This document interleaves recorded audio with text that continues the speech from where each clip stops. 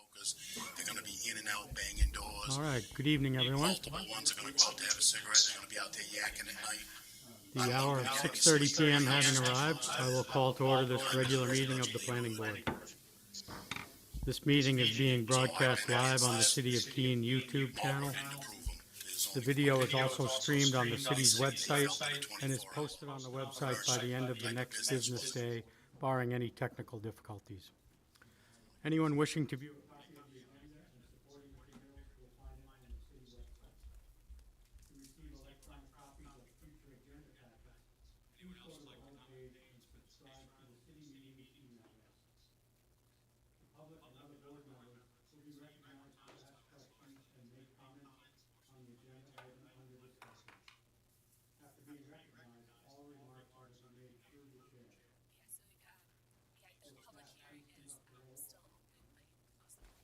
Harold Farrington, Here. Roberta Mastrogiovanni, Here. Mayor Jay Kahn, Mike Remy, Sarah Vazani, Here. Ryan Clancy, Here. Kenneth Cost, Here. Armando Rangel, Here. Stefan Mayhew, Present.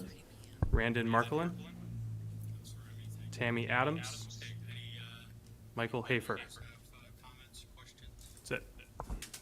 Thank you. At this time, I'd like to invite alternate to the Continuing this application to the July meeting. Mayor Kahn has arrived. Any opposed? Okay. Motion to continue is approved. All right. I see a lot of people here. I appreciate you coming and your participation.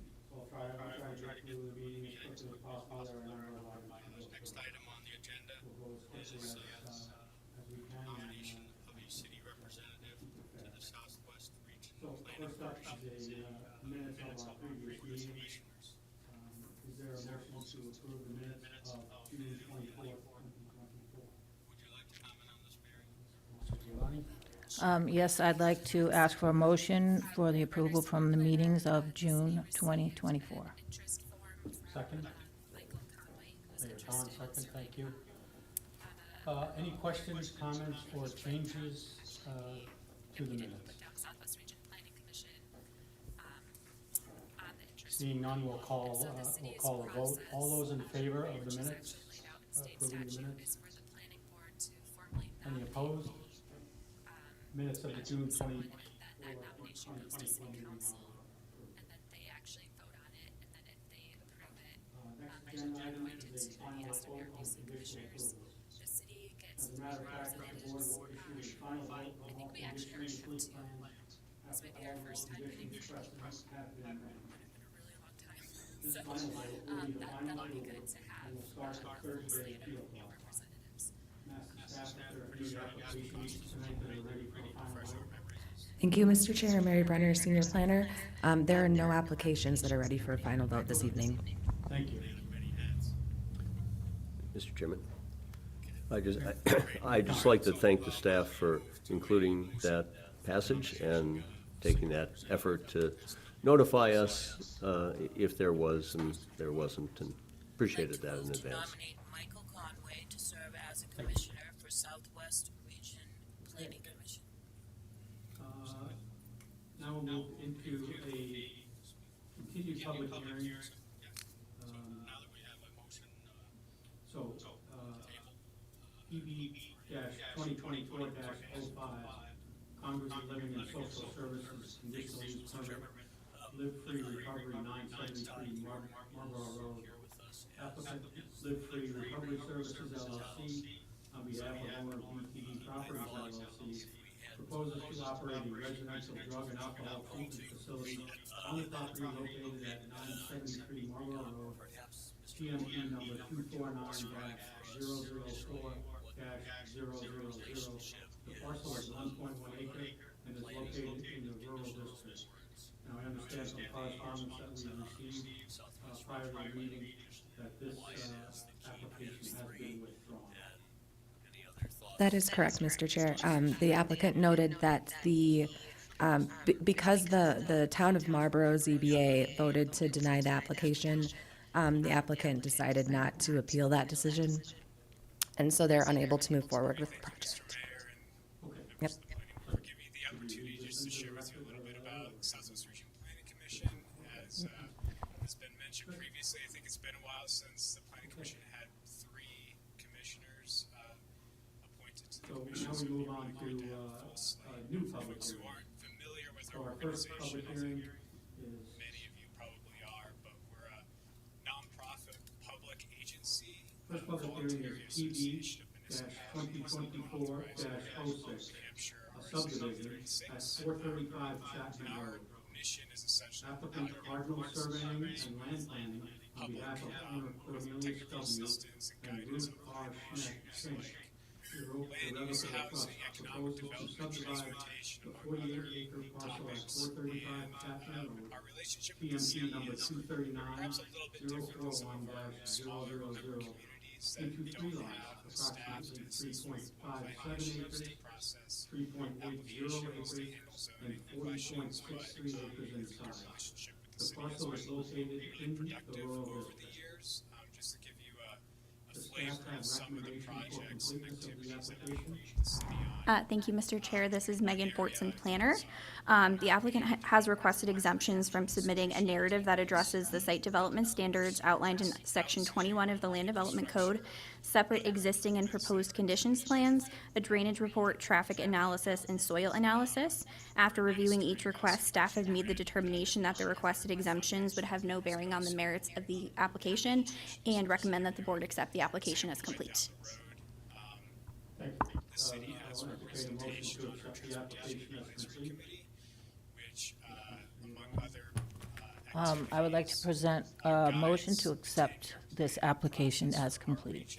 Second. folks who aren't familiar with the 10-year planning process, is the long-range transportation Motion planning has been process that moved guides and investments in seconded to transportation accept the infrastructure at the application state as level. complete. So it's a really important way for us to convey our comments? priorities to New We Hampshire move to a DOT, vote. among others, Let's go to the vote then. All those in favor? transportation priorities here in the city and in other Any places opposed? in the All region. right, motion is accepted as complete.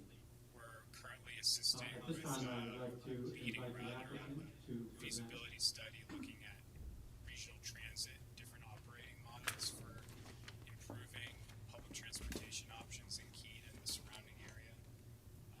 Did you know you're not So those are just some quick examples in our commissioners. As Good evening, Wendy Pelletier from Cardinal Surveying. oversee activities of the commission. They are our governing body. So as stated, this is a 48-acre lot on the top of Chapman Road, almost to Roxbury Road. Up in the rural district, Beach Hill is district of entrance to Beach Hill, directly across the street. The proposal is to subdivide 2 3-acre lots off the front of the parcel, and then the remainder parcel, the existing house, is about halfway back. There'll be 90 feet of frontage with the existing driveway on the remainder lot.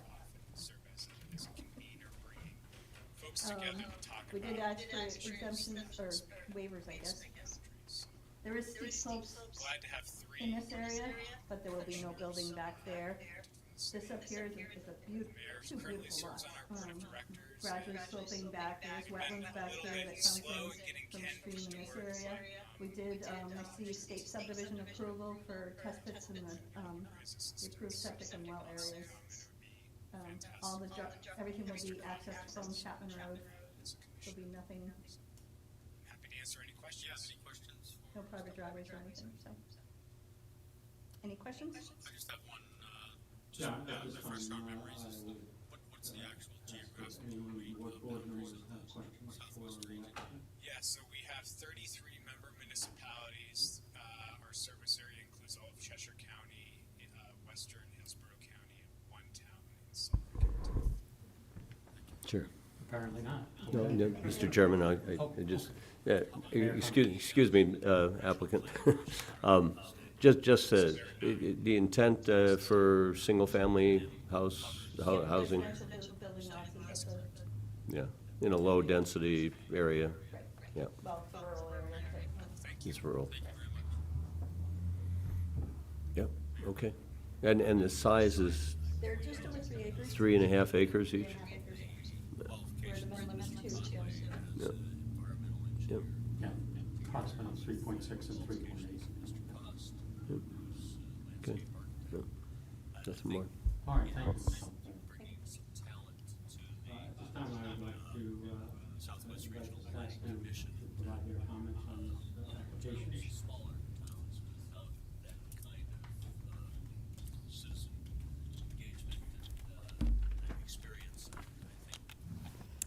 Thank you, Mr. Chair.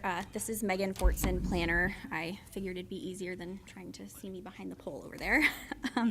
To give you a little bit of background information, the 48-acre subject parcel is located at 435 Chapman Road in southeast Keene along the east side of Chapman Road. The lot is located in the rural district and is surrounded by single-family residential uses and undeveloped parcels on all sides. The Branch River and the town of Roxbury are located about 0.13 miles away from the easternmost property boundary. The parcel is currently developed with a single-family home, garage, and a few other outbuildings that are accessed from an existing gravel driveway off of Chapman Road. The applicant is proposing to subdivide the parcels into 3 lots that are going to be approximately 3.57, 3.80, and 40.63 acres in size respectively. The 40-acre lot will serve as the site for the existing single-family home, and the 2 3-acre lots are going to be available for development. And just to make a note, in the rural zoning district, the minimum lot size is 2 acres. In regards to regional impact, after reviewing the application, staff have made the preliminary evaluation that the proposed subdivision doesn't appear to have the potential for regional impact as defined under NHRSA 36:55. The board is obviously going to have to make its own determination as to whether or not you agree with that. I'll try to quickly run through the applicable subdivision standards under Article 20 of the Land Development Code, as well as the site development standards under Article 21 of the code. So in terms of the subdivision standards, the first one relates to lots. The proposed subdivision is going to create 3 lots that are each greater than 2 acres in size, or at least 200 feet wide at the building lines, and will have greater than 50 feet of frontage along Chapman Road as required in the rural district. So that standard appears to be met. In terms of the character of land for subdivision, as Ms. Pelletier noted, there's wetlands located to the rear of both of the 2 3-acre lots. And additionally, the project narrative states that there are areas of precautionary and prohibitive slopes present at the rear of the 40.63 acre parcel that were not surveyed due to their location outside of the proposed area of the subdivision. Despite these site features, the proposed plans show that the 2 new lots can be safely developed without posing a danger to health or peril from fire, flood, poor drainage, excessive slope, or other hazardous conditions. And because of that, this standard appears to be met. In regards to scattered or premature development, the proposed subdivision is going to create 2 lots in an area with existing residential development, so that standard does not apply.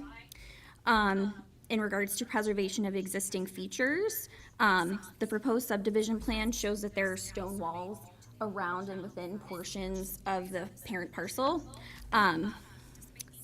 And so portions of these stone walls are actually going to be used as the property boundaries for 2 of the new 3-acre lots. And then to address potential impacts to wetlands, the applicant has added a note on the plan sheet specifying that all development on the parcels must comply with all applicable federal and state wetlands, as well as our local surface water protection ordinance. And the 75-foot surface water buffer is shown on the proposed plan. With respect to the steep slopes, the applicant has again added a note on the proposed plan stating that any work done within areas of precautionary or prohibitive slopes will need to comply with the Hillside Protection Conditional Use Permit standards. So that standard appears to be met. In regards to monumentation, the project narrative states that rebar has already been set at all new lot corners. Planning staff are recommending that a precedent condition of approval be included related to the inspection of the lot monuments by the Public Works Director or the submittal of a security to cover the cost of the installation of the monuments. So that standard appears to be met.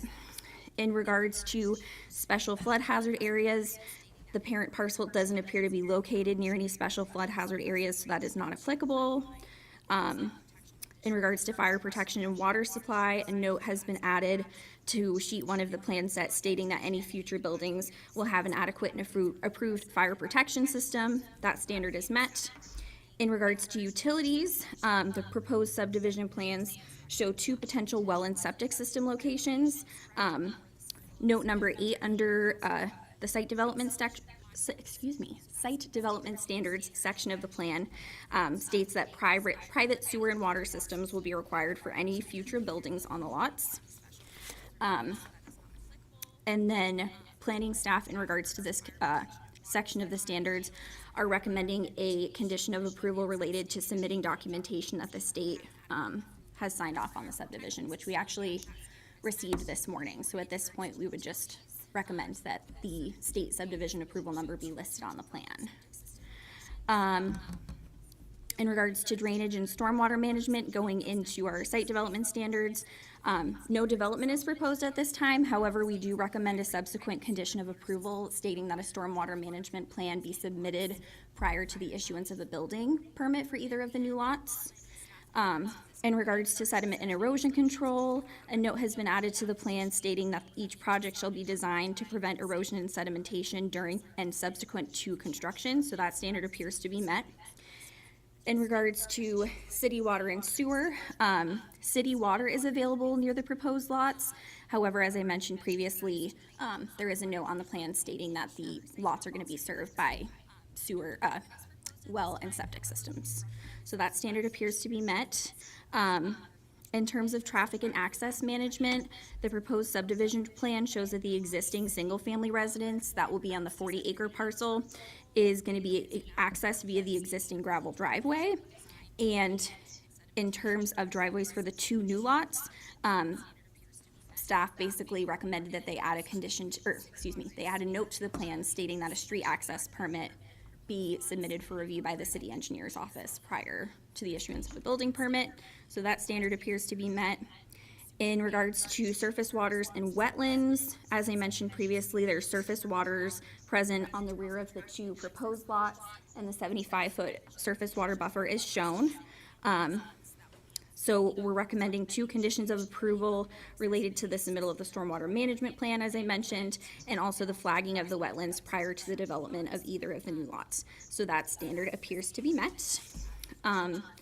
We included a recommended condition of approval in the staff report, and all of those conditions are still standing, so I'm happy to answer any questions. Thank you, Megan. Anyone have questions for staff? Mr. Megan.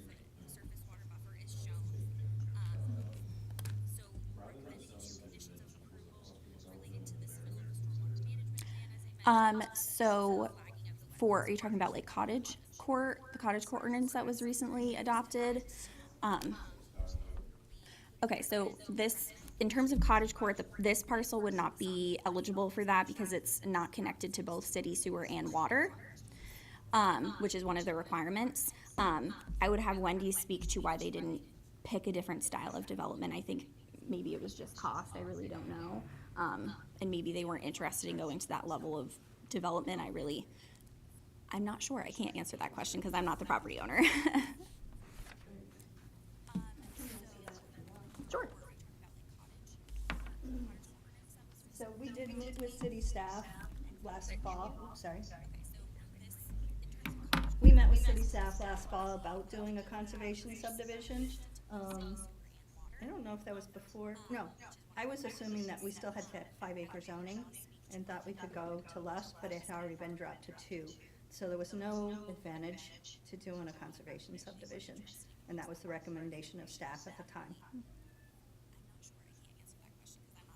I have a question, not really just curiosity, but, the, city water is available, but you're going with a well, and you're stipulating that for future owners?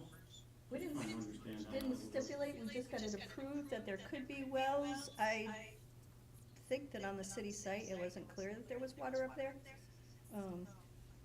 So I think the owner would have an option either way.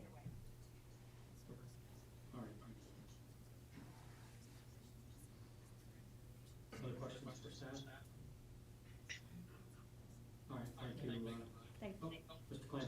Thank you, Mr. Chair. When someone does propose a building site, would staff recommend city water over well? How would that work in that process?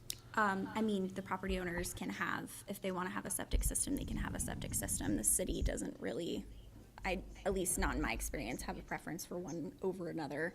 And we can't really stipulate that. That'd be the property owner's decision. Oh, Mary. Thank you, Mr. Chair. I believe, and I'm looking at the Public Works Director, but I believe that when city water is available, it's required to hook up, but I'll let the Public Works Director. Anyway, you can hear me. So you're very close. There's no requirement in our ordinances to hook up to city water. Sorry, Don Lucia, Public Works Director. The ordinances do require connection to city sewer if it's within a certain distance of the proposed parcel or the proposed property building. And I'm going to go off the top of my head. I believe it's 100 feet from any portion of the parcel or 200 feet from your proposed building. If city sewer is available, you have to hook up to it. But there is no requirement to hook up to water, even if it runs by your street or your property, which it does on Chapman. Thank you. Other questions from the board? All right, thank you, Ms. Fortson. Thank you. All right, at this time, I'd like to invite members of the public to ask questions or provide comments. Can I just see a show of hands, anyone that's interested in commenting or questions about this proposal? Okay, thank you. So I'll please invite you to come forward and to the microphone, state your name and address.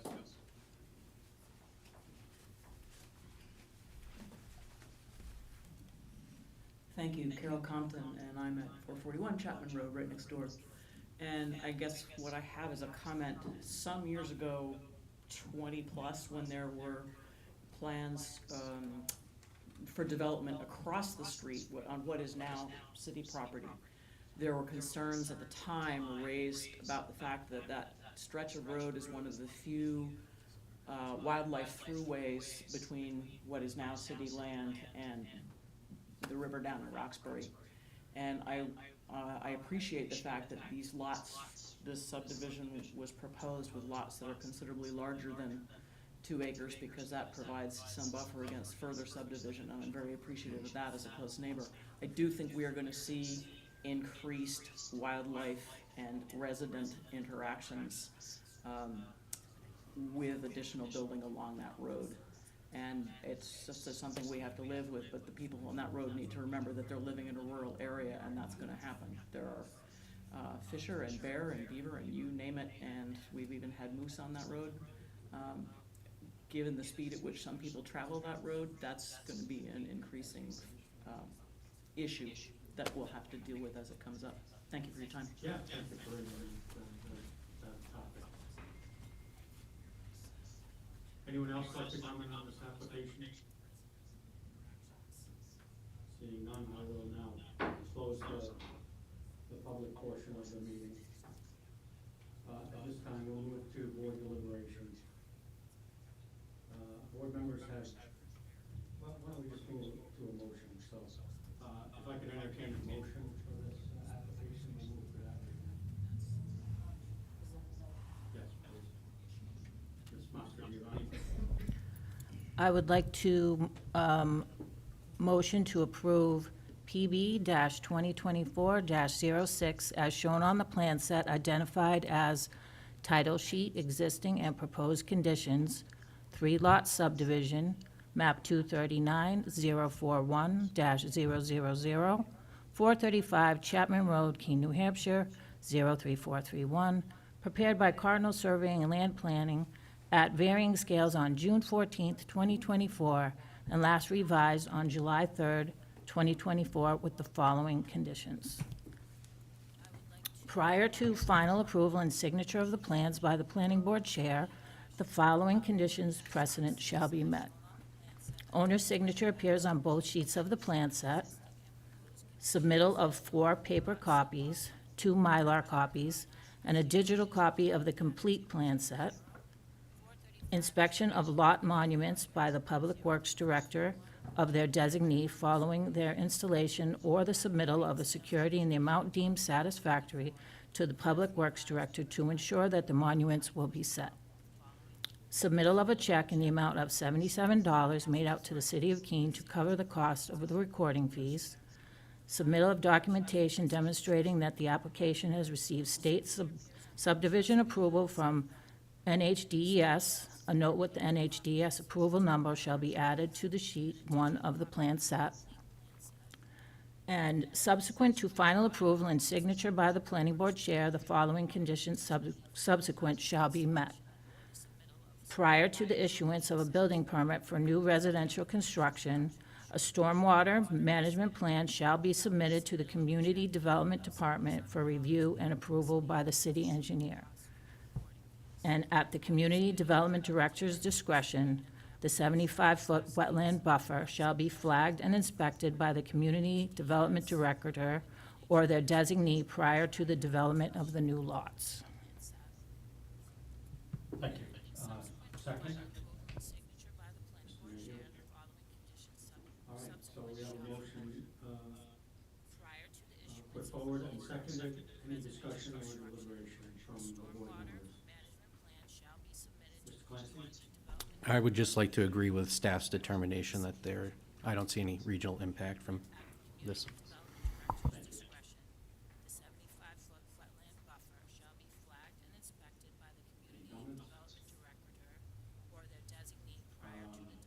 Well, I will make a quick comment on that. I find this application acceptable based on our standards and well within the new minimum lot size requirements for the rural districts. So I'm in favor of it. I would just like to agree with staff's Okay, well, let's move to a vote then. All those in favor? Any opposed? Motion is approved. The subdivision is approved. Thank you. Good, thank you.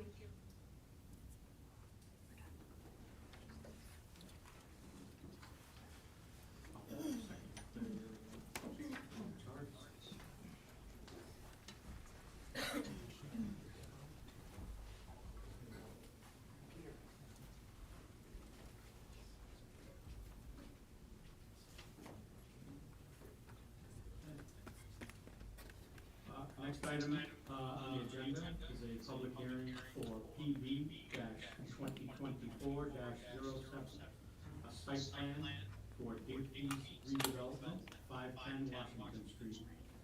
Applicant Fieldstone Land Consultants, PLLC, on behalf of owner OM 510 Washington Street LLC, proposes to demolish the existing Digby's building on the property at 510 Washington Street. TME number 532-003-000.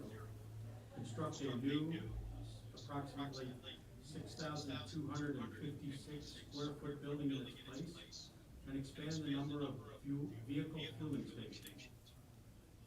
Waivers are requested from sections 20.2.1.b, 20.6.e, 20.7.2.c, and 20.14.3.d of the Land Development Code related to the submittal of a drainage report, parking lot landscaping, light trespass, and parking. The parcel is 0.74 acres and is located in the Commerce District. So, at this time, I would like to ask staff if they have a recommendation for completeness of the application. Thank you, Mr. Chair. Evan Clements, planner. The applicant has requested exemptions from submitting a historic evaluation, screening analysis, architectural and visual appearance analysis, and soil analysis. In regards to those exemption requests, staff believes that they have no bearings on the merit of the application and are comfortable with that. The applicant has also requested an exemption from a drainage report that staff is not in support of. However, the applicant is also requesting a waiver from producing that report. So at this point, staff believes the application is complete, and it will be the planning board's decision whether they agree with that, and then if you support the waiver or not as we move through this application. Analysis and soil analysis. In regards to those exemption requests, staff believes that they have no bearings on the merit of I would like to present a motion to accept this application as complete. Second. Staff is not in support of. Thank you. However, the applicant is also requesting a waiver from producing that report. Forwarded and seconded. Staff believes the application is complete. All those in favor of accepting the application is complete? Any opposed? Application is accepted as complete. So at this time, I'll invite the applicant to present on their proposal. Good evening, John Noonan from Fieldstone Land Consultants, here on behalf of the applicant and owner. So as we did the site walk this morning, there was a discussion on the waivers and the overall plan. So in our site plans, we've shown that we're going to have the building demolished and raise the existing gas station and laundromat that exists at 510 Washington Street. The building will be replaced with a totally new structure, larger in size. We've obtained a zoning variance for the encroachment to the rear setback. So the building meets the side and front setbacks, and we're roughly holding a 20-foot setback in the rear. So our building is 21.1 feet away from the rear lot. Most of the area is currently paved and parking. However, this layout is to more formalize the parking area, as discussed when we did the site walk. So along the southern area, there's an entryway that provides entrance to the gas station currently, and also the rear lot owned by Toby Towsley. So that will be a smaller curb cut. Currently, the asphalt and the entryway crosses the abutting lot to the south. So that will be brought up, and that was one of our waivers, was for the parking there. So we don't have enough to put 8 feet of width landscaping in that area. However, we're providing 4 parking spaces in an area that's currently paved, and reducing asphalt width along that front entryway and then all the way to the rear of the lot. So just a more formal paved entryway to the back, allowing for access still to the lot in the back, the abutter. And then on the north side, we're providing the main entryway to each of the units for the convenience store, and then also the to-be-determined retail section of the Unit 2 here. Majority of the parking along the front here for front access into these 2 units. And then holding the existing edge on the north side of the existing asphalt curb and the asphalt, and providing more parking spaces along this area. So that's all paved now, and then just kind of extending out back here. So overall, we have 26 parking spaces, one of them being an ADA van accessible space. And in the same location where there's an existing 4 pump spaces for gas fueling and diesel, they want to add another pump station, so that ends up replacing the canopy with a larger canopy, and 6 total pump stations here. In order to put on the additional pump stations, they're looking at doing another underground storage tank, so that would be a gasoline tank permitted through DES, as we've asked for relief on the soils testing. When they permit this underground storage tank, there's excessive amount of testing that has to be done as part of that permitting with DES. So at the time, the city would be copied on that application, which would also include the soil testing, which would determine if there was anything in the soils where the proposed tank is, which is adjacent to the pumps and also the existing tanks. So that's overall. Access to the rear lot is maintained, and the utilities will be maintained to the rear lot, as a lot of the utilities cross this lot to get to the back portion here.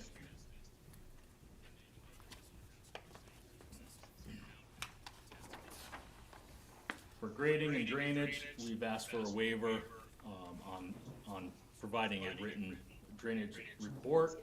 However, with the size lot, so we're about 3/4 of an acre, so a very small lot, majority of it is paved building, so we're actually a slight reduction. There's a 6% reduction, 6.6% reduction in overall impervious area. So just by reducing the impervious area, we know that the post condition and drain and runoff and velocity is going to be reduced from the existing.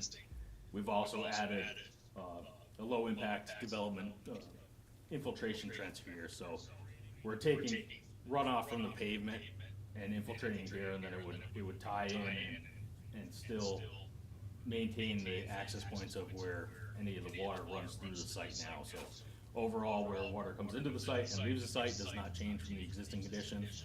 However, we're reducing runoff by going to that infiltration trench. So that will provide treatment and reduction of velocity and volume of stormwater. With that, that's why we're asking, we've already provided on the plans. The drainage report is just extra couple days of engineering time and cost to the applicant. So we had said to the applicant we would try to request a waiver for that portion. Because we know by doing this, we are reducing velocity and volume off of the site. So grades, as we were out there, it's fairly flat. We're keeping pretty close to what goes on grading wise on site. Utilities, so there is a lot going on this small lot for how many utilities are crossing, crisscrossing, feeding the lot behind it, and also the existing site. So in talking to Public Works Department on where water was upgraded when they did Washington Street, getting some information from Mr. Towsley on where items are, we tried to best locate on the plan, and then we still have some outstanding items just on feedback from Eversource for the overhead power. So there's 2 overhead lines that feed back to the Towsley property in the rear. Underground from this utility pole on the front goes directly to the existing Dinkey's gas station. That would be maintained and utilized for the proposed building. And then we're proposing underground from that same riser pole to the back and setting up basically a vault in the ground, so it would be a manhole for the electrical connection where the existing riser pole is that feeds the Towsley property. And then the second utility line that comes overhead that goes to that pole for the Towsley property in the back, we just have to verify with Eversource if we could also make that come from the same pole and make it all underground from that same portion. So that's, the electric tends to, it seems to be the biggest one that we have to get some feedback from Eversource on. But we will be maintaining electric to that rear lot. And then water would be a new domestic water line from the curb stop valve that was replaced when Washington Street was upgraded. And then the sewer would be the same connection and stub, so we're just replacing the line from the right-of-way line to the building, which was at the direction of Keene Public Works. So overall, utilities are more or less the same, but relocating and replacing from what the city had already upgraded at the right-of-way to the building. Landscaping, so this is probably the biggest change that people will notice as they drive by or come to the site. So all on the frontage is currently paved. We're now defining 2 curb cuts, one where it's mostly access to the rear lot to the Towsley property, and then what they're anticipating to have their employees park. So up here, they're hoping to have most of their employees park in this area, and then customers all on the northern side where the gas station pumps and the main frontage to the building units are. So with that, we've split and put landscaping along the frontage of the road, so it's a little bit softens the interior, and our landscaping's up front versus more towards the rear. And then where we reduced the size of the curb cut up on this area here, we provided some shrubs and trees there. Highlighted here are existing trees to remain and existing trees to remain along the north. There's also fairly large arborvitae that delineate pretty closely the property line to the rear, where it's between the Towsley property, which is residential, and the commercial lot. So those all maintain, as we've highlighted. And there is an existing dumpster that's used by the gas station. It's currently not enclosed, it just sits out in the open. So we proposed a enclosure, so it'd be a concrete slab, fencing around with gates, and then we've also added arborvitaes around that to kind of mimic what's already grown in the back and just soften that edge as well. So that's the landscaping.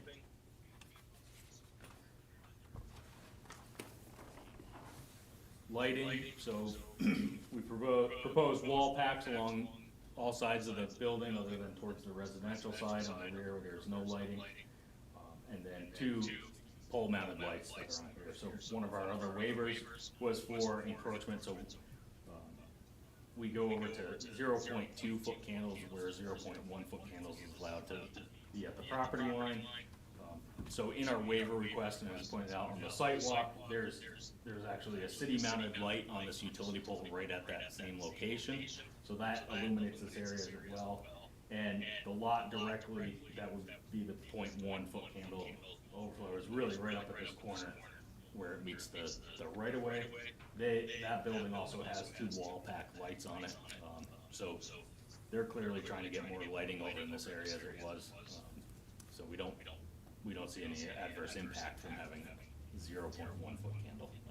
If anything, I think any additional light in this area, this property would be warranted for security reasons and just making anyone come to use the site or come get gas, feel more secure parking on these further spots along the fringe areas. So that was our other waiver.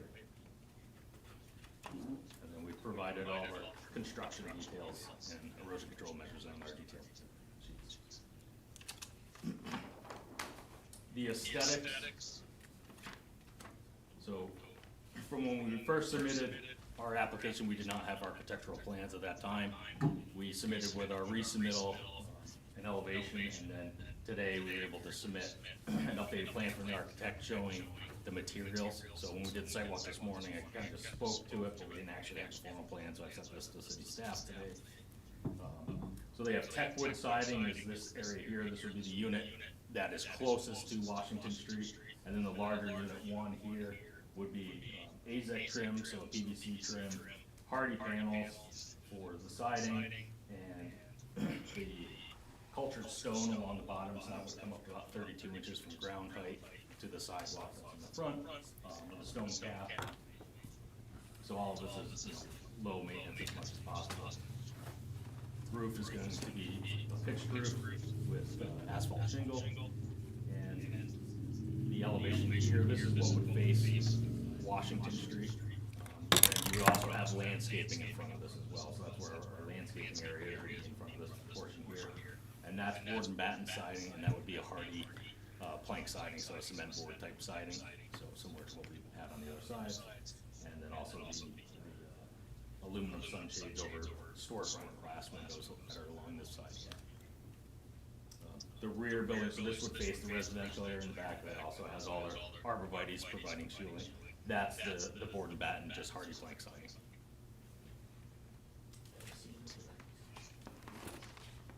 I'd like to open up for questions. Thank you, Mr. Newton. Questions from the board? Mayor Khan? Thank you, Mr. Chairman. And thanks for the site review today. I thought that was really helpful. What I did not ask related to deliveries, convenience store trucks, plus the filling station component, adding another 2 pump stations, and the kind of vehicle that's going to fill those tanks. So it is a tight site. I'm sure you've had to figure the kind of disruption and condition that is encountered when those delivery vehicles come to the site. Certainly. Yeah, it's a very tight site. The canopy here grows more towards the back of the lot, and where out front now there's a large landscape island that's here.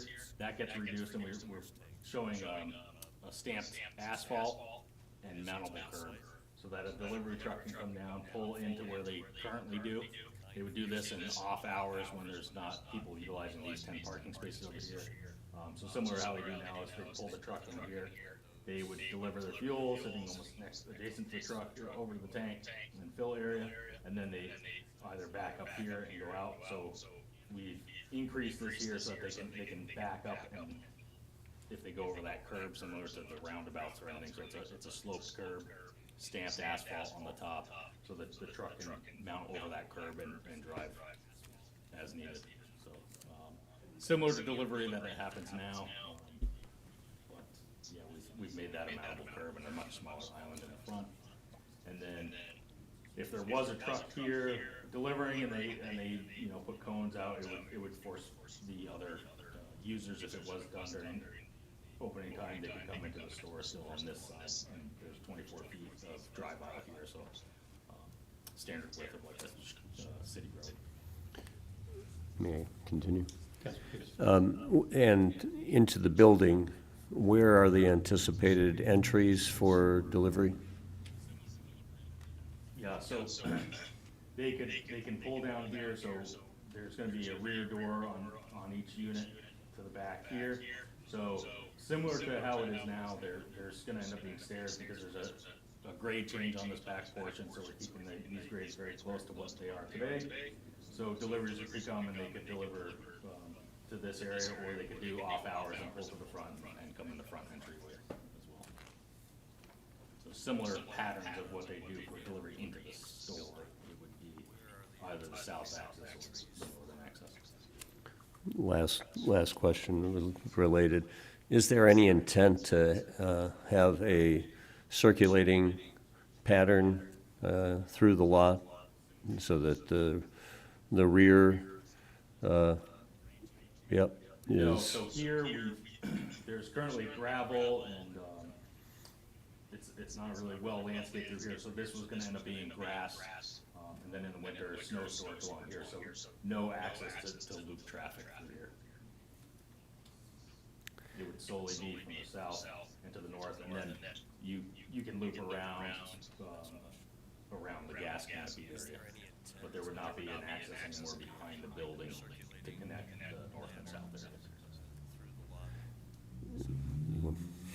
More or less trying to separate the traffic to the residential areas to this and Yeah. only. Yeah, so, last thought then, it sounds like both for convenience store and for filling station, the exit off of the lot for a delivery vehicle is going to be backing out the entries that they entered, from where they entered. Yep, so there's the gravel that comes here on this corner, that remains. Our pavement ends here, so there's still basically a T intersection at the end of this before it goes on to the other property. So they could come down here, delivery, and this is 24 feet in width. They could pull here, back up, and go out if it's a delivery truck. Or if they came in here, they could deliver and then loop this way, so it's on the north side.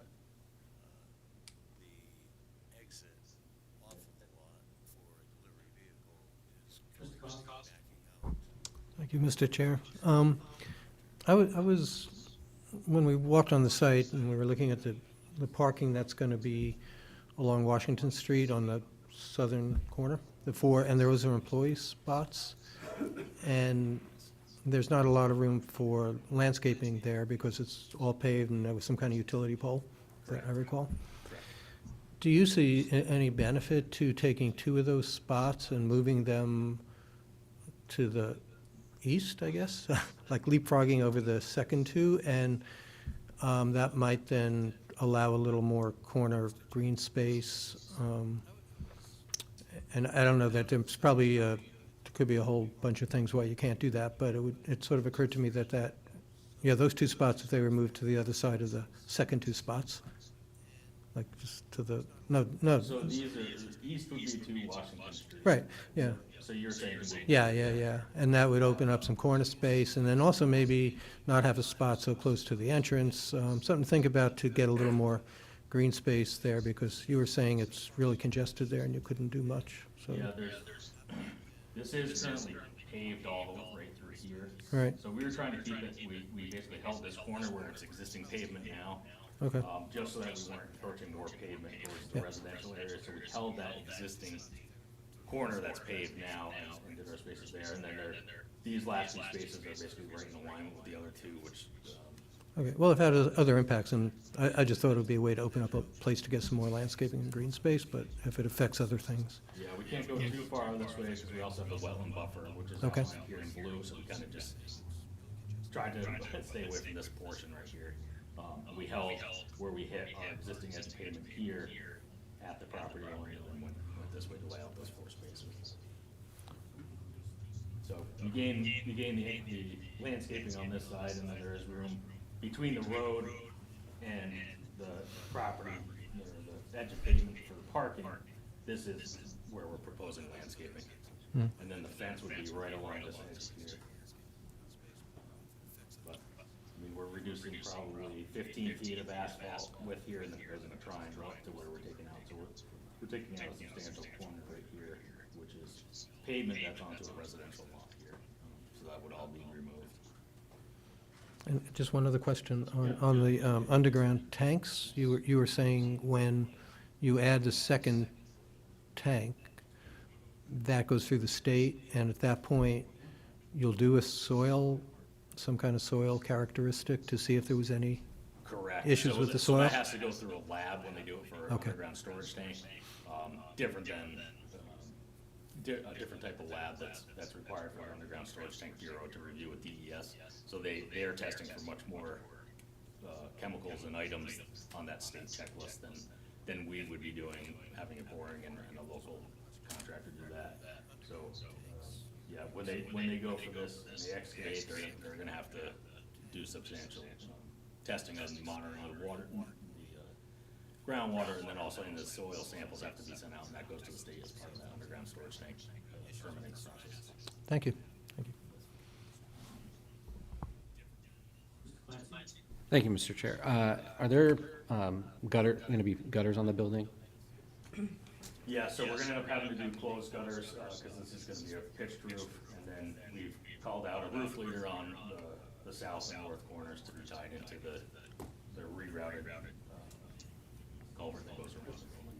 Okay, and currently, on the north side of the property, how much, I didn't get a chance to look at it earlier today, but how much of that slopes down towards Washington Street? So that runoff, how much, percentage-wise of the current north paved area? Yeah, so How much does that go? The current condition, it's about 50% through where the pump area is, goes down to Washington Street, and then about 50% goes to the rear. So we have a high point right at the front of the canopy, so now it's probably 25% goes to the street and 75% goes to the rear. And that's where we put in that infiltration trench to reduce further that runoff from the pavement. So in this area, there'll be less going to the city storm drain.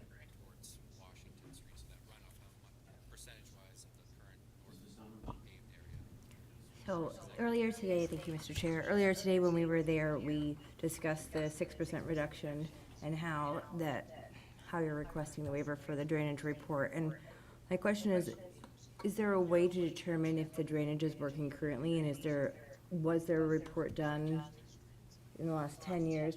How do we know everything is working the way it's supposed to today in order to then be sure that this reduction will continue to work?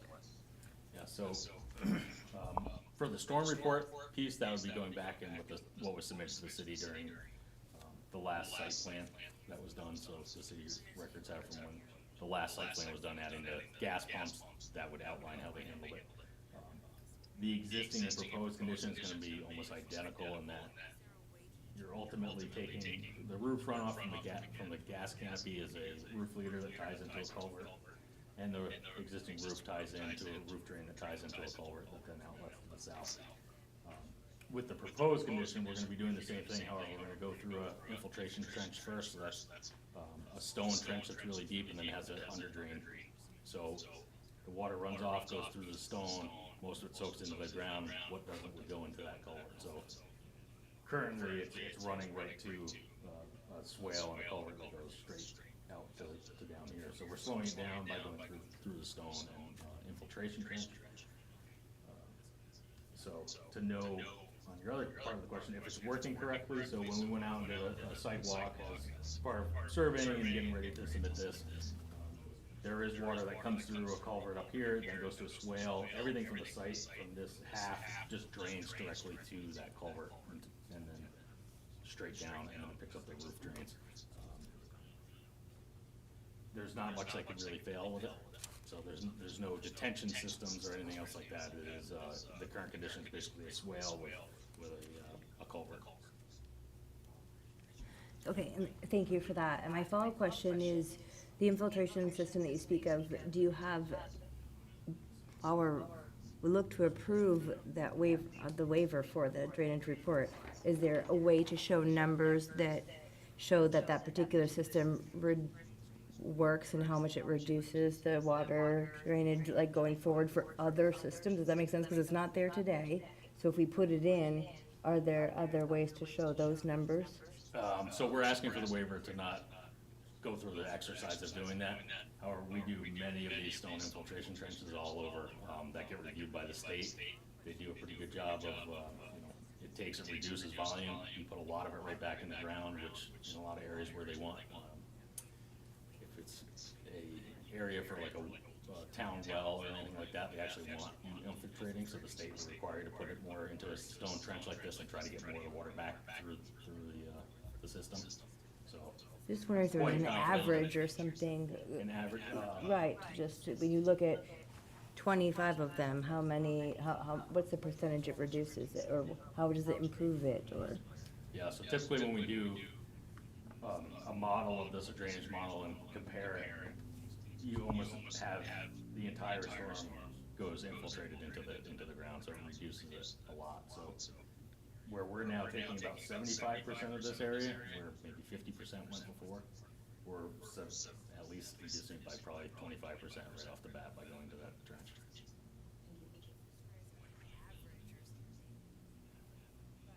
My question is, and maybe I just can't visualize it, but the screen on Washington Street, it's just like islands with grass.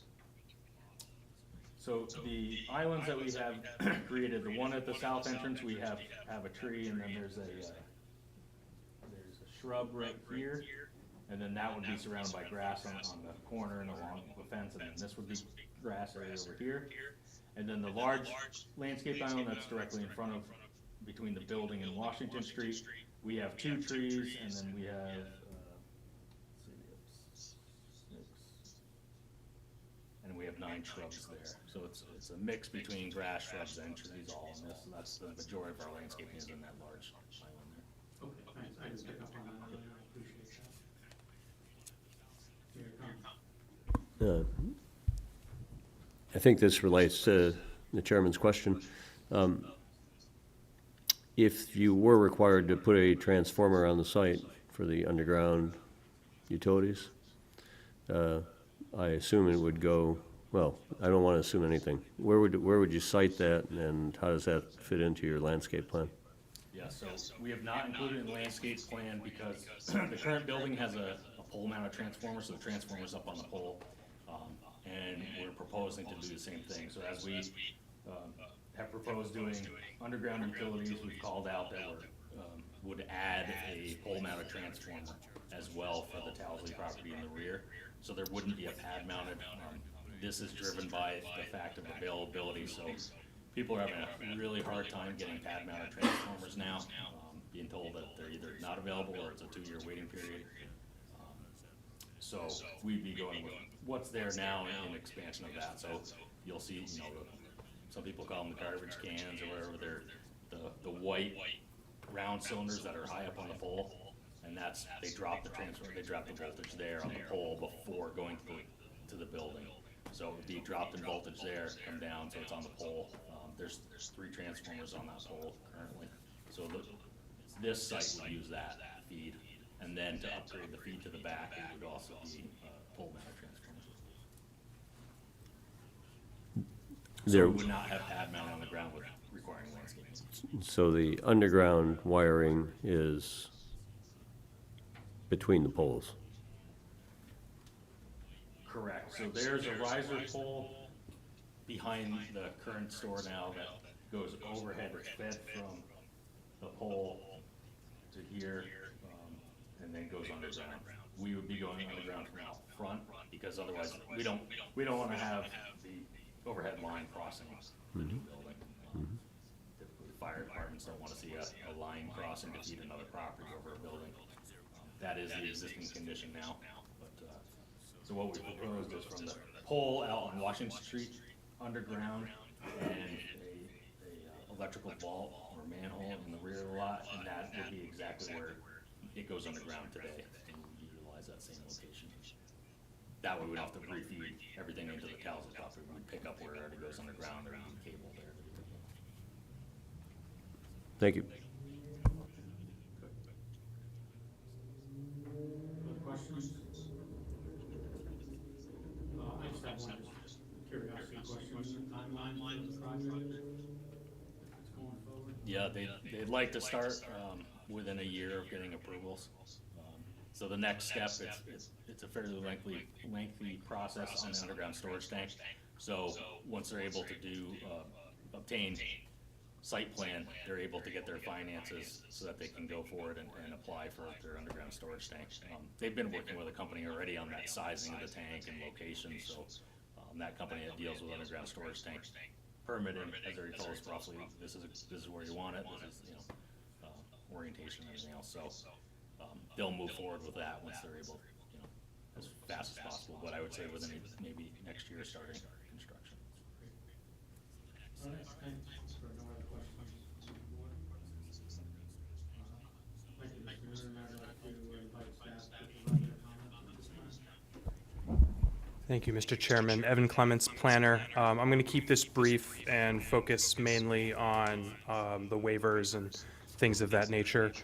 First of all, in regards to regional impact, staff does not believe this project meets the threshold for regional impact. You'll be the final decider of that.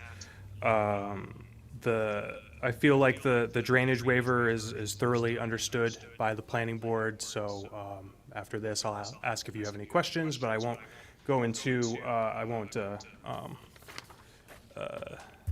talk too much on that.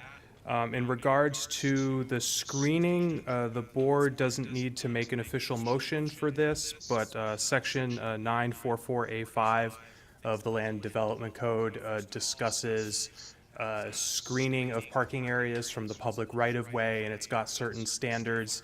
The applicant is requesting a alternative landscaping plan, so you'll need to decide if their proposed landscaping meets the spirit of the screening standard for that.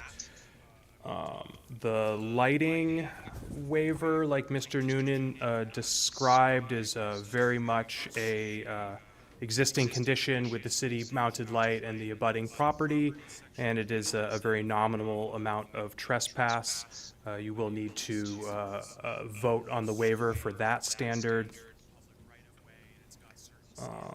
Traffic management is going to be a reduction in the amount of, not like the number of curb cuts, but the width of the curb cuts.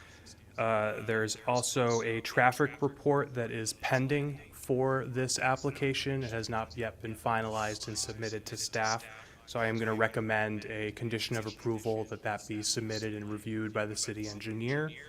And then the waiver is technically from the architectural and visual guidelines standards, but that relates to those 6 parking spaces that are proposed to be in front of the building line. So you will need to deliberate and then vote on that waiver request. In regards to hazardous and toxic materials, the applicant does acknowledge that the existing site is a refueling station. They are continuing to use that as such, and they will be applying for the underground storage tank permit, and a copy of that permit and decision by DES will be submitted to community development, and that'll be included in the file with this project. That is lighting, runoff and volume.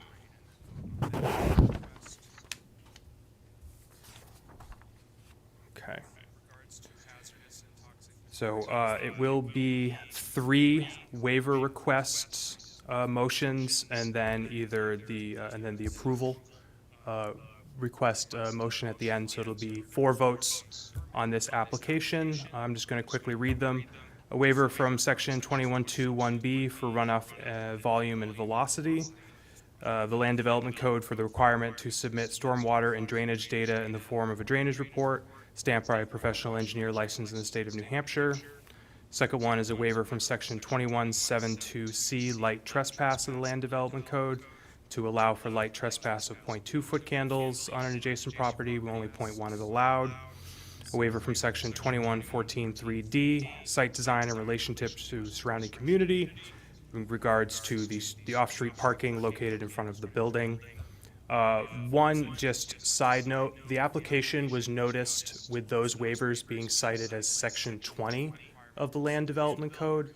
In between when this application was noticed and the staff report was created, we updated the Land Development Code and changed the section.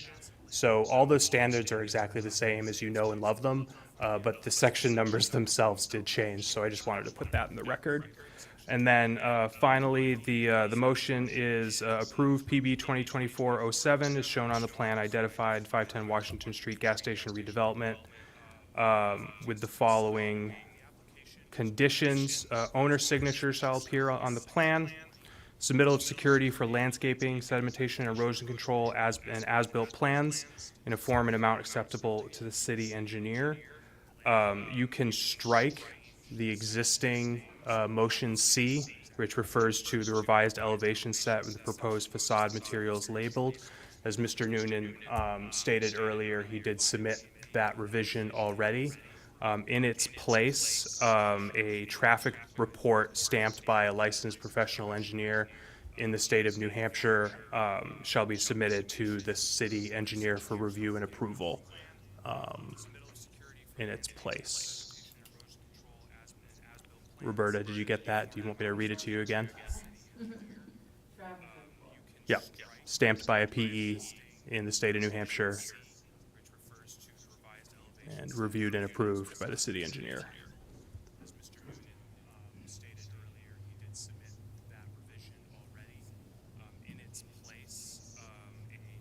And then submittal of 5 full-sized and 1 digital copy of the plan set. And then subsequent to final approval will be the prior to commencement of site work, the Community Development Department shall be notified when all erosion control measures are installed, and the director or their designee shall inspect to ensure compliance with the site plan and all regulations from the city of Keene. Does anybody have any questions for me at this time? Yes, the board members have, thank you, Ms. Collins. Anyone on the board have members have questions for the staff? Mr. Cox? Thank you, Mr. Chair. So staff, you were saying you were not in favor or not supporting the waiver for the drainage report. We heard all the details and we understand it. I think I understand it. But what, can I ask what staff's concern is by not getting this report? So I say this with all due respect to Mr. Noonan and Fieldstone Land Consultants. Generally speaking, I agree with the assumptions that he's made with the low impact development design of the stormwater system they are proposing. But I mean, speaking plainly, prove it to me with numbers. Like it sounds great. It sounds like it makes sense. But it's, you can say whatever you want, right? But actually running the model and doing the drainage calculations to prove that the existing condition is as he describes and that their system will function as he proposes is something that we sort of professionally rely on. We don't, the city engineer doesn't do his own drainage modeling. Planning staff are not professional engineers, so we rely on those stamped reports to be sure. So that's our concern as staff.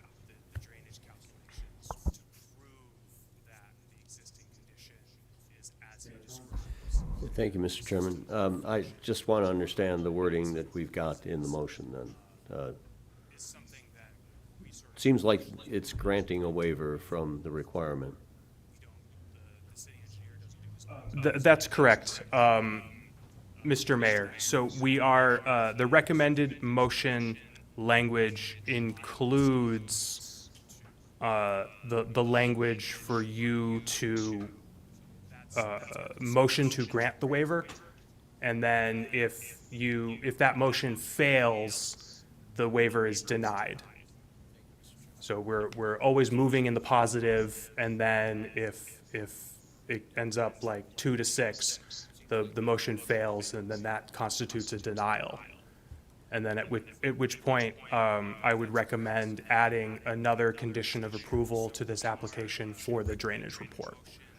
It's a very much a quantifiable document that the applicant could still get his approval tonight pending the creation of that drainage report, if that answers your question.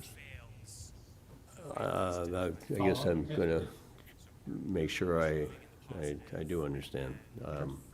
It's presented as granting a waiver. We'll take a separate vote on that waiver.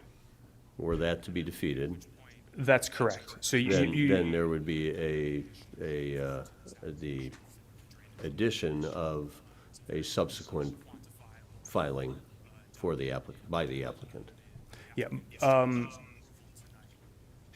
Just for so my recommendation on this application would be before we read and move on the approve language at the bottom of the last page of the staff report, is to take the waiver requests one by one, do them as separate motions.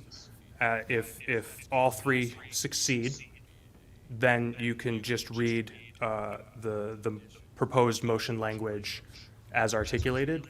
If one of them does not succeed, then you have time to change the condition motion, like right now in the meeting, to include requiring that drainage report. So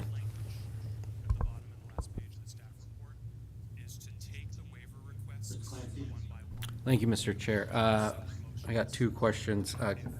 Could staff refresh my memory on parking spaces to trees and our arborvitae on that list of approved trees? it is one tree for every 10 parking spaces, and arborvitae are not trees.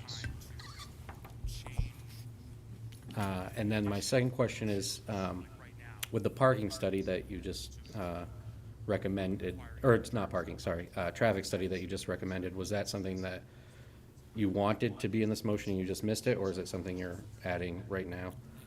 The applicant was unsure if he was going to get it to us in time. So I talked to Mr. Noonan this morning. They're working on it. He hoped to have something for us by this evening. That didn't pan out, so that's why I'm suggesting the added condition. Yeah, that was really my question as well. I mean, you have to make some assumptions. There's no clear use for the second unit, is there at this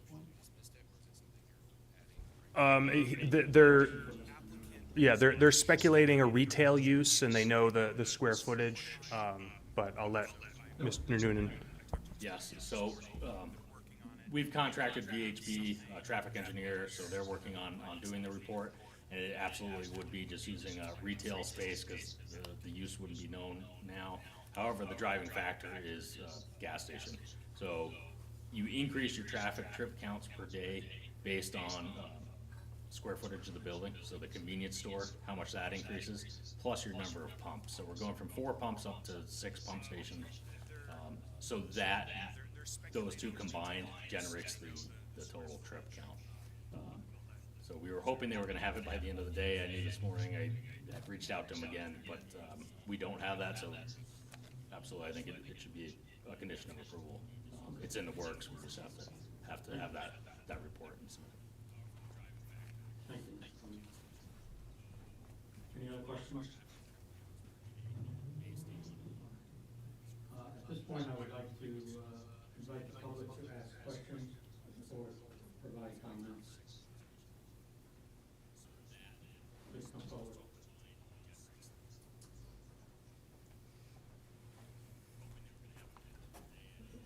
Toby Towsley, 500 Washington Street, in Keene. I have one question and some comments. I don't know if I can make a question and hopefully get an answer from Mr. Noonan or through you, if that's okay. So we talked about screening all up front. I know it's shown on that, but this is the arborvitae's in the back. There is a requirement of screening to residential use in the back. I'm assuming that the screening will remain in the rear, is that correct? Yeah, I can invite Mr. Noonan to respond.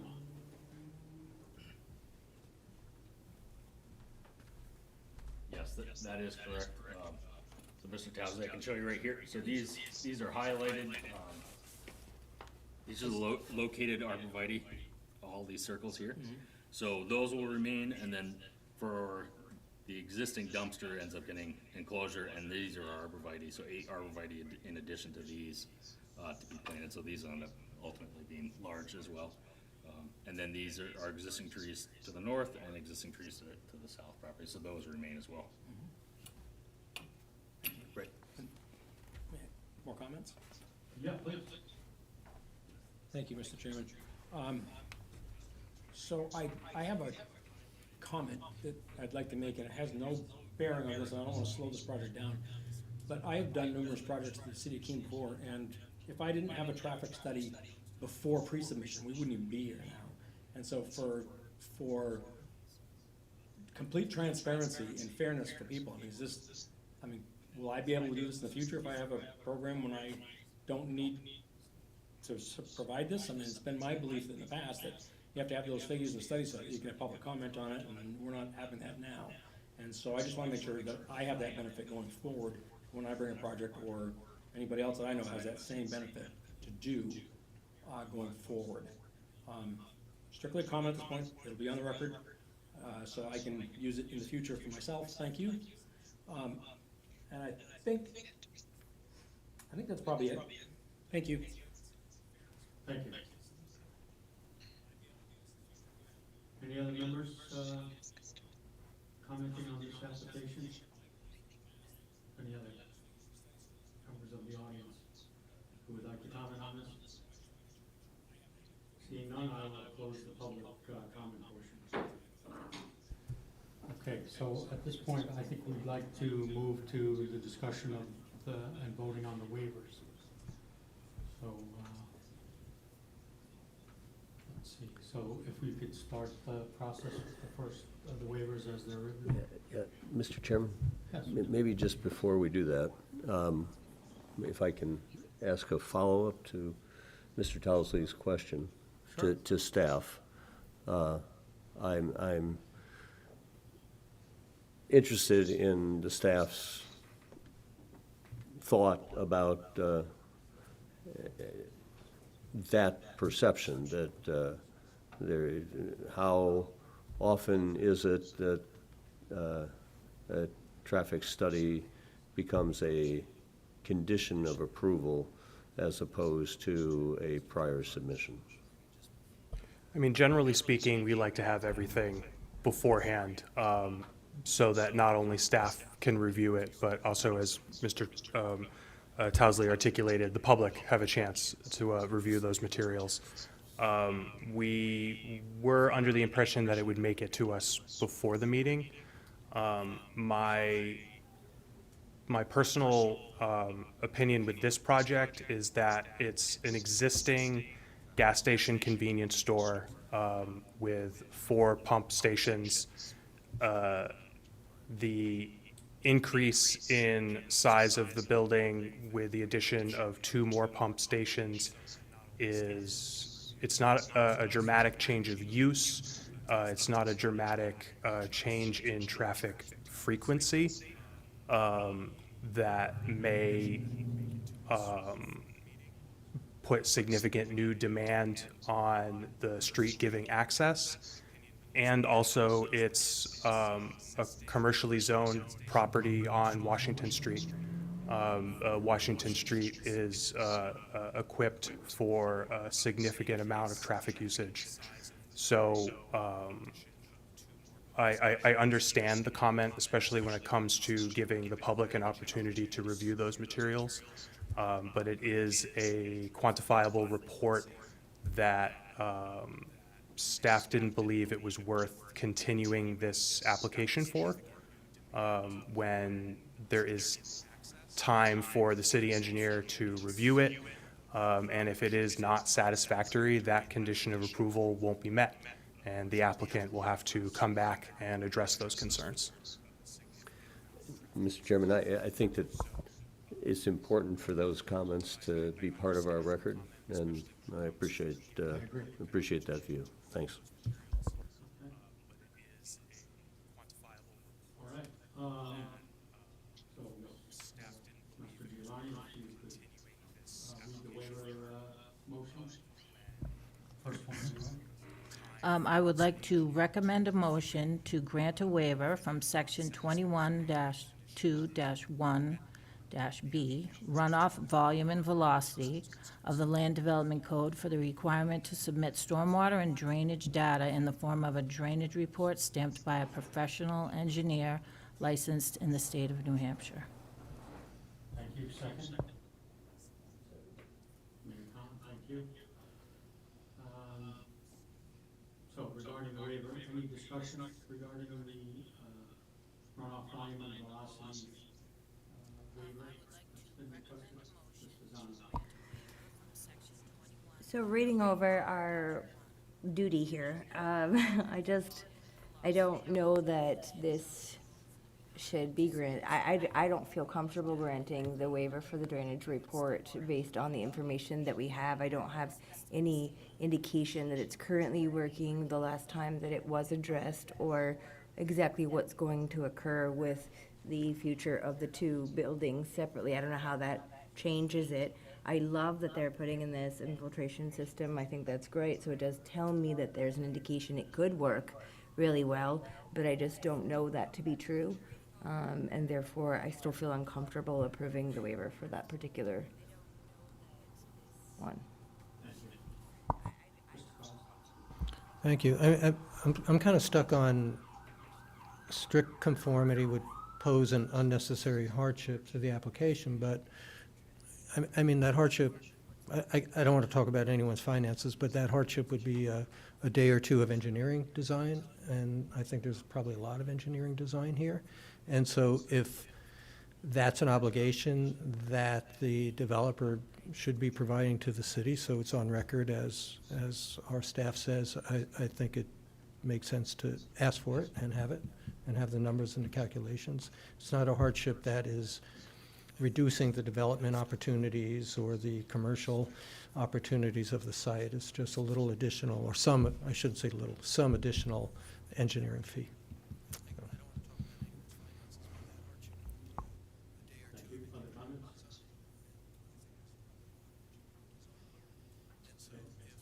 So at this time, we'd like to move to a vote. So all those in favor of granting a waiver for a runoff volume and velocity study, please indicate. All those opposed? Okay, the waiver request is denied. Mr. Chairman, may I make a suggestion? Considering the public's concern with the traffic study and the denial of the waiver for the drainage report, and Mr. Noonan may want to answer this, it might be prudent to continue this application to the next meeting, to give the applicant time to prepare those documents before the board acts on this application. All right, Ms. Clemens, thanks for the suggestion. I think that's the prerogative of the applicant. Mr. Noonan, would you mind coming forward and commenting? I'd be in agreement, seeing as the drainage report is going to be required, to request a continuance of the meeting, and we could provide the drainage report. I thought I'd have traffic report from, for today anyway, but, so that's pending as well. So I think we can easily provide those two by next month's meeting, so I would ask to continue. Yeah, and I just wanted to comment, I think this is a great project for that area of Upper Washington Street. There's not a lot of options for people that live in that area, and I think this will be very good.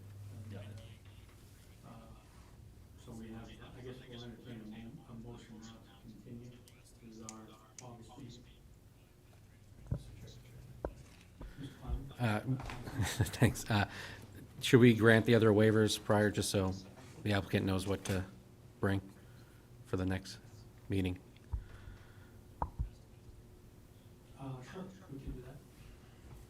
Yep, that's fine. All right, so at this time, before voting on the application, would you want to waiver request, two waiver requests? I'd like to recommend a motion to grant a waiver from section 21-2-7-2-C, light trespass of the Land Development Code to allow light trespass of .2 foot candles on an adjacent property where only .1 foot candles is permitted. Thank you. Second? Thank you. All right, any discussion on the light trespass waiver?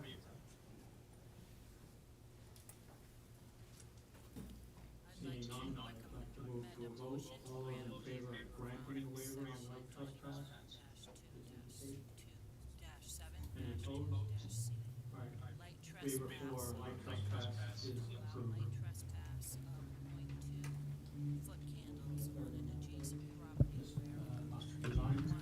I'd like to recommend a motion to grant a waiver from section 21.14.3.d, site design and relationship to surrounding community of the Land Development Code to allow for required off-street parking to be located in the front of the building where parking is normally required to be located on the sides and rear of the buildings. Thank you. Second? Second, thank you. Any discussion on the waiver request for site design and relationship to surrounding community? Thank you, Mr. Chairman. Only to say that I think that the improvement looks exciting, and I am inclined to move forward with this for that reason. Mr. Mayor.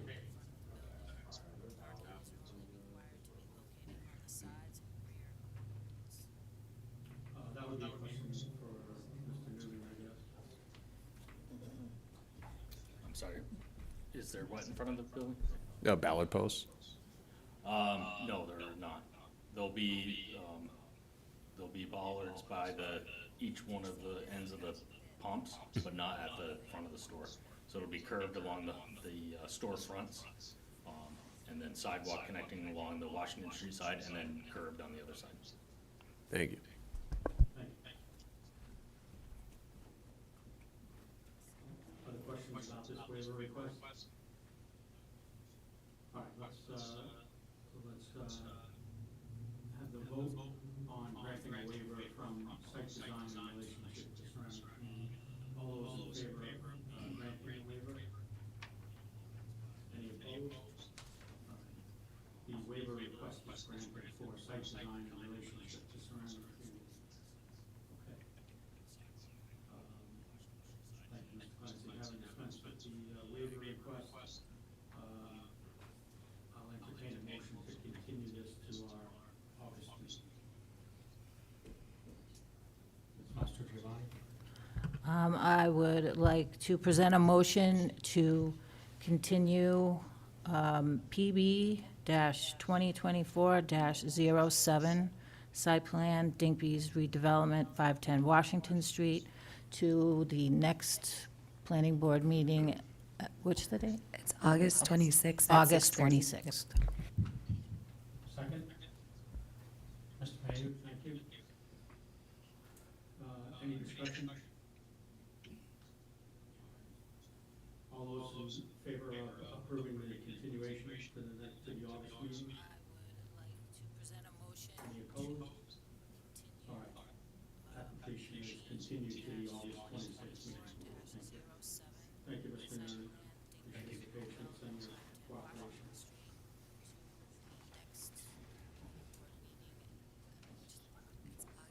All right, our third public, third of three is, the next item on the, public hearing agenda is PB-2024-08, a cottage court conditional use permit for townhomes, 0 Ellis Court. Applicant Sampson Architects LLC, on behalf of owner Coma LLC, proposes to construct a 2-unit townhome on the parcel at 0 Ellis Court, TMP number 535-012-000. The parcel is 0.18 acres and is located in the medium density district.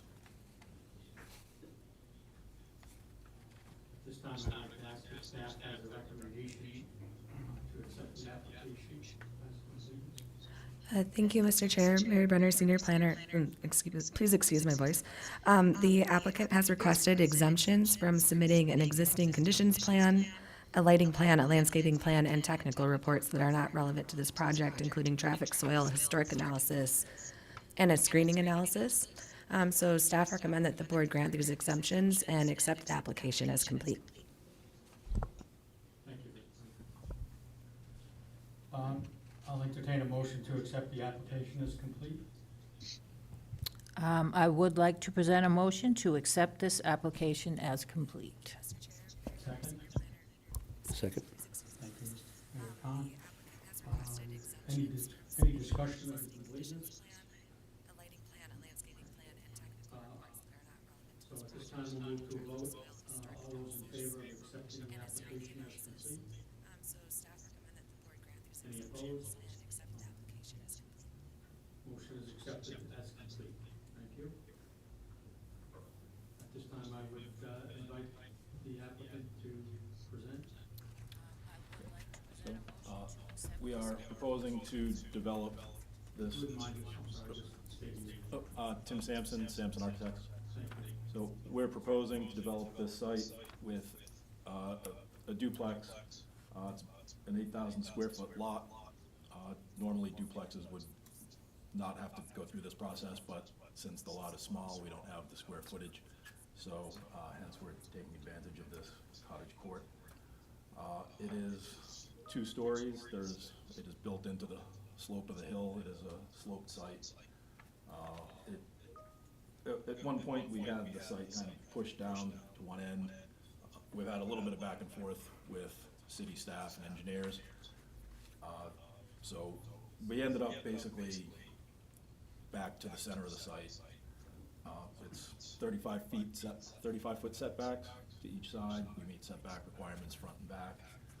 We meet all other land use requirement codes for lot coverage, percentage of green space, all of that. We actually have, about 6 or 7 years ago, built this exact same building, also on a sloped site up on Oak Street. So we're looking to replicate that here. Each unit's approximately 1,150 square feet of living space, plus that garage. 2 bedrooms, bath and a half. It's sort of consistent with the neighborhood, both in use and appearance. And I think it's a fairly simple, straightforward proposal. Happy to answer any questions, but it's proposing 2 units. Okay, thank you. Questions from the board to the applicant? Mrs. Dono? Yes, thank you for the site visit today, and thank you, Mr. Chairman. I am wondering if you've considered so that road itself is so tight, and the more I thought about it leaving there, have you thought about how you'll mitigate the impact to the existing people that live on that road because of the construction vehicles that will be in and out of that, and the site visits and all that? Like, there's just a lot, and there's really nowhere to park. So I thought about, you can't even pull over on the side of the road really well. So is there a place for them to put their vehicles, and so that life can continue and children can play in that road? I'm gonna have to leave that up to people doing the construction. It is a small site, it is sloped, storage will be limited, and there may be an opportunity to park. I know when I showed up, I parked in a neighbor's driveway in front of a garage. Maybe they can ask permission from neighbors to use driveways or lots during the day. But it's not a massive development. There's not probably gonna be more than 6 to 8 people there at a time. So So I think they're just gonna have to try to play nice with the neighbors as best they can. We are, all of our parking is well off the site. I know there are, when we were there this morning, seemed like there were more cars than there probably should have been, and people were parked pretty much on the road. So all I can say is they're gonna have to do their best to try and mitigate that. I think once they get the foundation of the ground and that first floor decked off, they'll have a lot more place to store materials on site on that first floor deck, which will help once that's completed. And maybe they can create the flat spots where they're gonna propose the parking, and they can utilize that during construction too. But it's always an issue, I know, with the tight sites.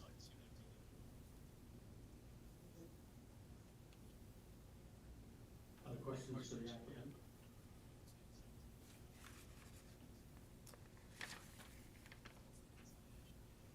Okay, Mr.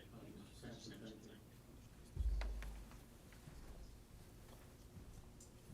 At this time, I'd like to invite staff to provide their comments.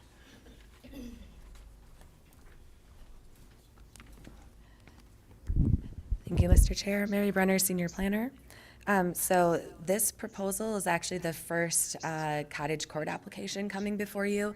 It's a little bit, it's not how we initially envisioned the cottage court ordinance being used, but I think it's a creative application. Essentially, this site today is a vacant, undeveloped parcel.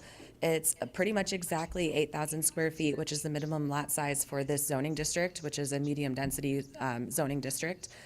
So medium density is kind of like our middle density zoning district. We have high density where there's really no cap on the number of units. Medium density, you can have up to 3 units on a lot, and then it goes down to low density and then rural.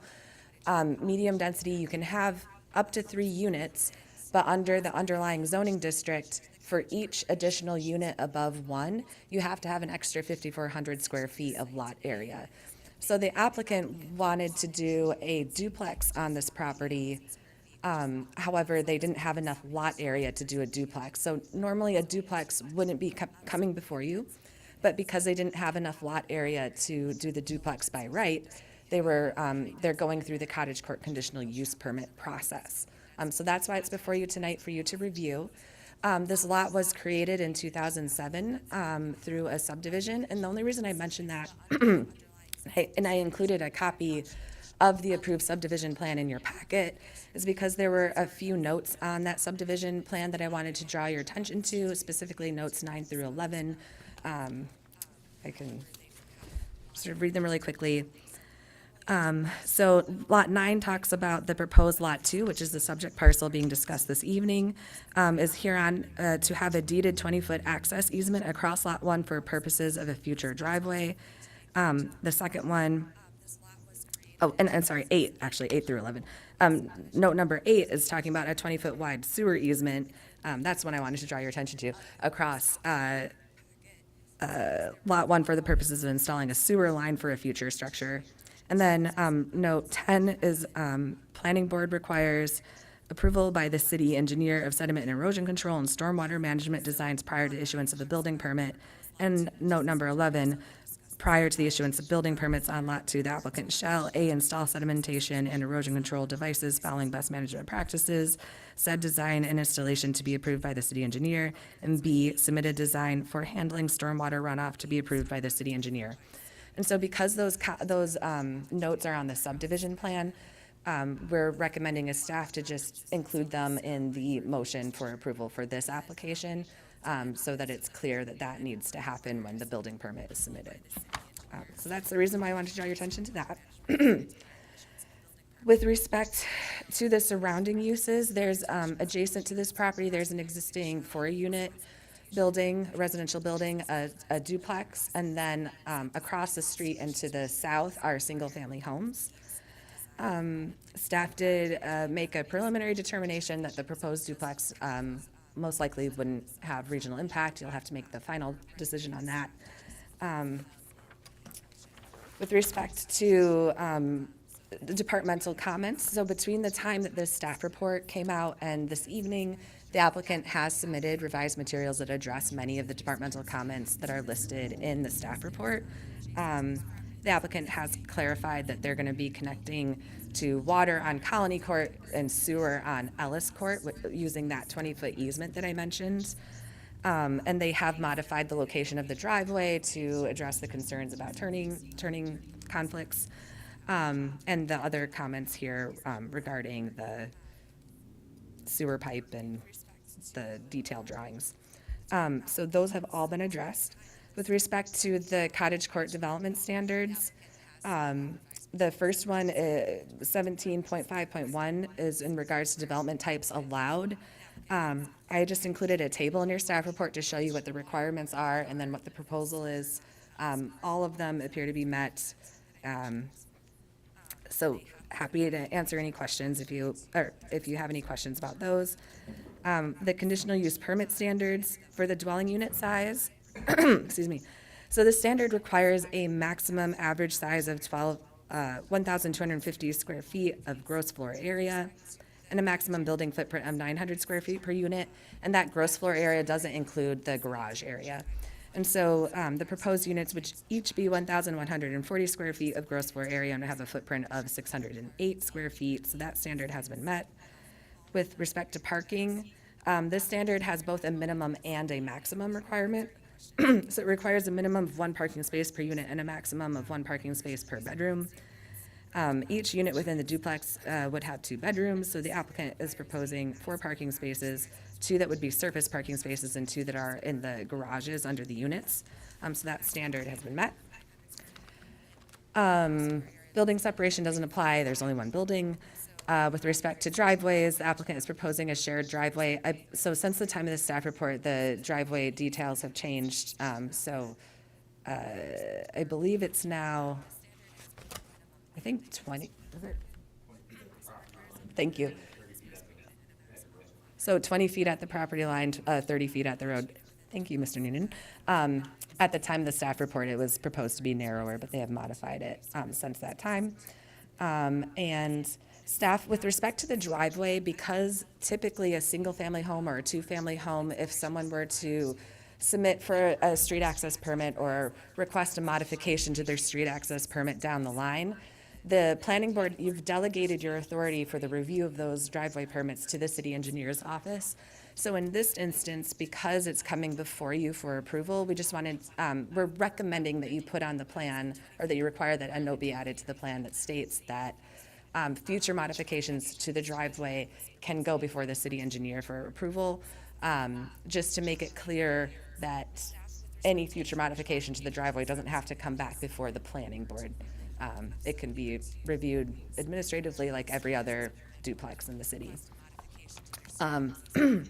There are no internal roads proposed, and excuse me, with respect to screening, that standard requires either a 6-foot high opaque or semi-opaque fence between uses that are higher in intensity and not density.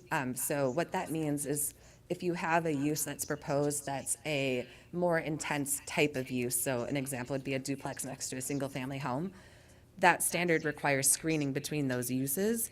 And then you can substitute landscaping in lieu of that fence if the planning board feels that that landscaping meets the intent of the 6-foot high fence. So the applicant is proposing to maintain existing vegetation on the site to use as that screening. So that's something that you'll have to decide if that meets that intent. And then finally, with respect to architectural guidelines, this section or this requirement is really meant to encourage development that fits in with the surrounding neighborhood. So it's trying to encourage development that will fit the character of the homes and the development around it. It does include guidelines. However, these are guidelines, not requirements. And so this is another standard that the board will have to determine whether or not it's been met. And because this is a duplex, it does not meet the threshold for formal site plan review. So those are actually all of the standards for you to consider with this application.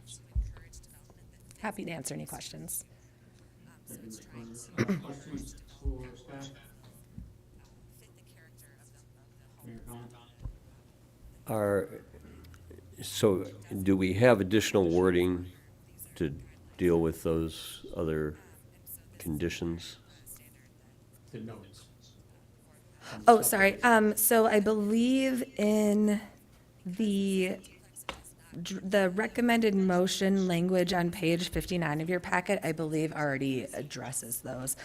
So I think under item 2, we're recommending that subsequent to final approval, basically when the building permits is submitted prior to the issuance of the building permit, that the sediment and erosion control and stormwater manager designs would be reviewed by the city engineer. And then also the condition about any future modifications to the driveway, just to make it really clear in the record that future owners can have any modifications go through the city engineer's office. No, But there was also the driveway easement and the sewer easement, those are, So those easements already exist today. They're just an existing condition that will remain unless both parties decide to dissolve one of the easements, but, yeah. I raised the question because of the suggestion that you need to review subsequently the buffer between the properties. So, I'm sorry, so you mean the vegetated buffer? Well, Okay. Yes. Do you want to add a condition? Is that what this says? Is it included in 2A? So 2A is specific to, at the time, when a building permit is issued, the city engineer will need to review their sediment and erosion control plan as well as their stormwater management plan, or their designs. It doesn't talk about the landscape buffer. So if you want to add a condition related to the landscape buffer that they maintain that or something like that, we can do that. Or you can do that, really. Right. Yeah. But so you're asking about F in the staff report, the screening between properties with different intensities. I think that's what the mayor is asking. Okay, great. Yeah, so the screening standard, it states that a 6-foot tall fence should be used for screening, or in lieu of that, the planning board can approve landscaping. So the applicant is proposing to use the existing vegetation that's there today as that proposed landscaping. I believe the rationale is that the landscaping is it's pretty mature, it's tall, it provides the same level of screening, in the applicant's opinion, as a fence. So that's their reasoning for that. That'll be up to this board to decide. If you feel that that's not sufficient screening for adjacent properties, you could ask the applicant to see if they're willing to install additional landscaping or install a fence to meet that standard. That's what I would recommend, at least, to open up that conversation if you're concerned about it. Mr. Collins? Thank you. along the lines of this question? Yes. Okay, thank you. Yes. Please, Thank you. Go ahead. On the landscaping at the site visit, we couldn't walk up in there because it was all just lots of plants and stuff. So what I don't know is that landscaping that's there, what is it? What's the quality of it? Is it invasive species? Is it stuff we want or don't want? So it's hard, I think, to make a decision that, yeah, the landscaping's fine, keep it, but it might be something that's detrimental and maybe doesn't want to be kept. So it would be hard to make that decision without knowing what's going on there. That is a good point. So on pages 60 and 61 of your packet, those are pictures of the existing vegetation. But I have to admit, I'm not able to tell from those pictures if there's any invasive species. And that's not a question that, we asked the applicant to investigate. If you're concerned about that, I would suggest, I suppose you could put in a condition that any invasive species will be removed from the site and replaced with suitable alternatives. That could be a way around that. Yeah, because, I mean, we do have plants that we encourage and allow, others that we want to get rid of and don't encourage and want to take out, so I can't tell either what I'm looking at either.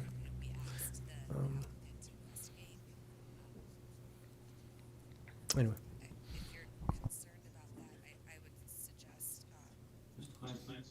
Thank you, Mr. Chair. So if this was a single-family home, would any of that come into, vegetation-wise, come into question? No. Okay, thank you.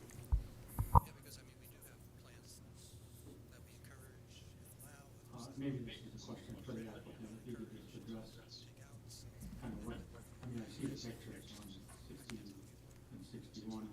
There's a number of trees, which weren't obvious to me when we went on the site visit. But if we could ask the applicant to comment on the screening. So I think we would be fine to take out invasive species and try and replant with something that you guys would find suitable. I don't think that's an issue. I think where the building's being sited, I think we'll be far enough away from either of those edges that we won't have to disturb anything, certainly those larger trees and down that one end. But I would say, yeah, I think it's the east side. I think all that shrubby, kind of bushy stuff, we can certainly clean that up and make an assessment as we progress.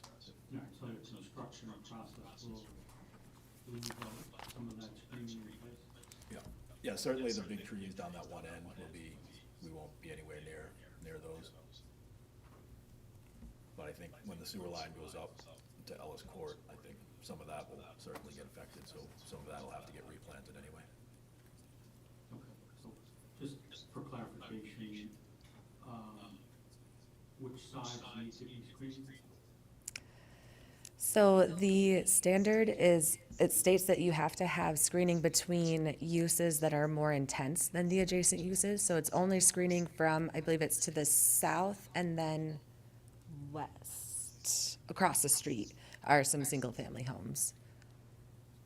Is that correct? Yeah, I think they're. Okay. Without looking at the plan It's a in front of me. mixed-use neighborhood. Yeah. There are single families and multifamilies, so. Screening on Colony Court itself? Is that what you're saying?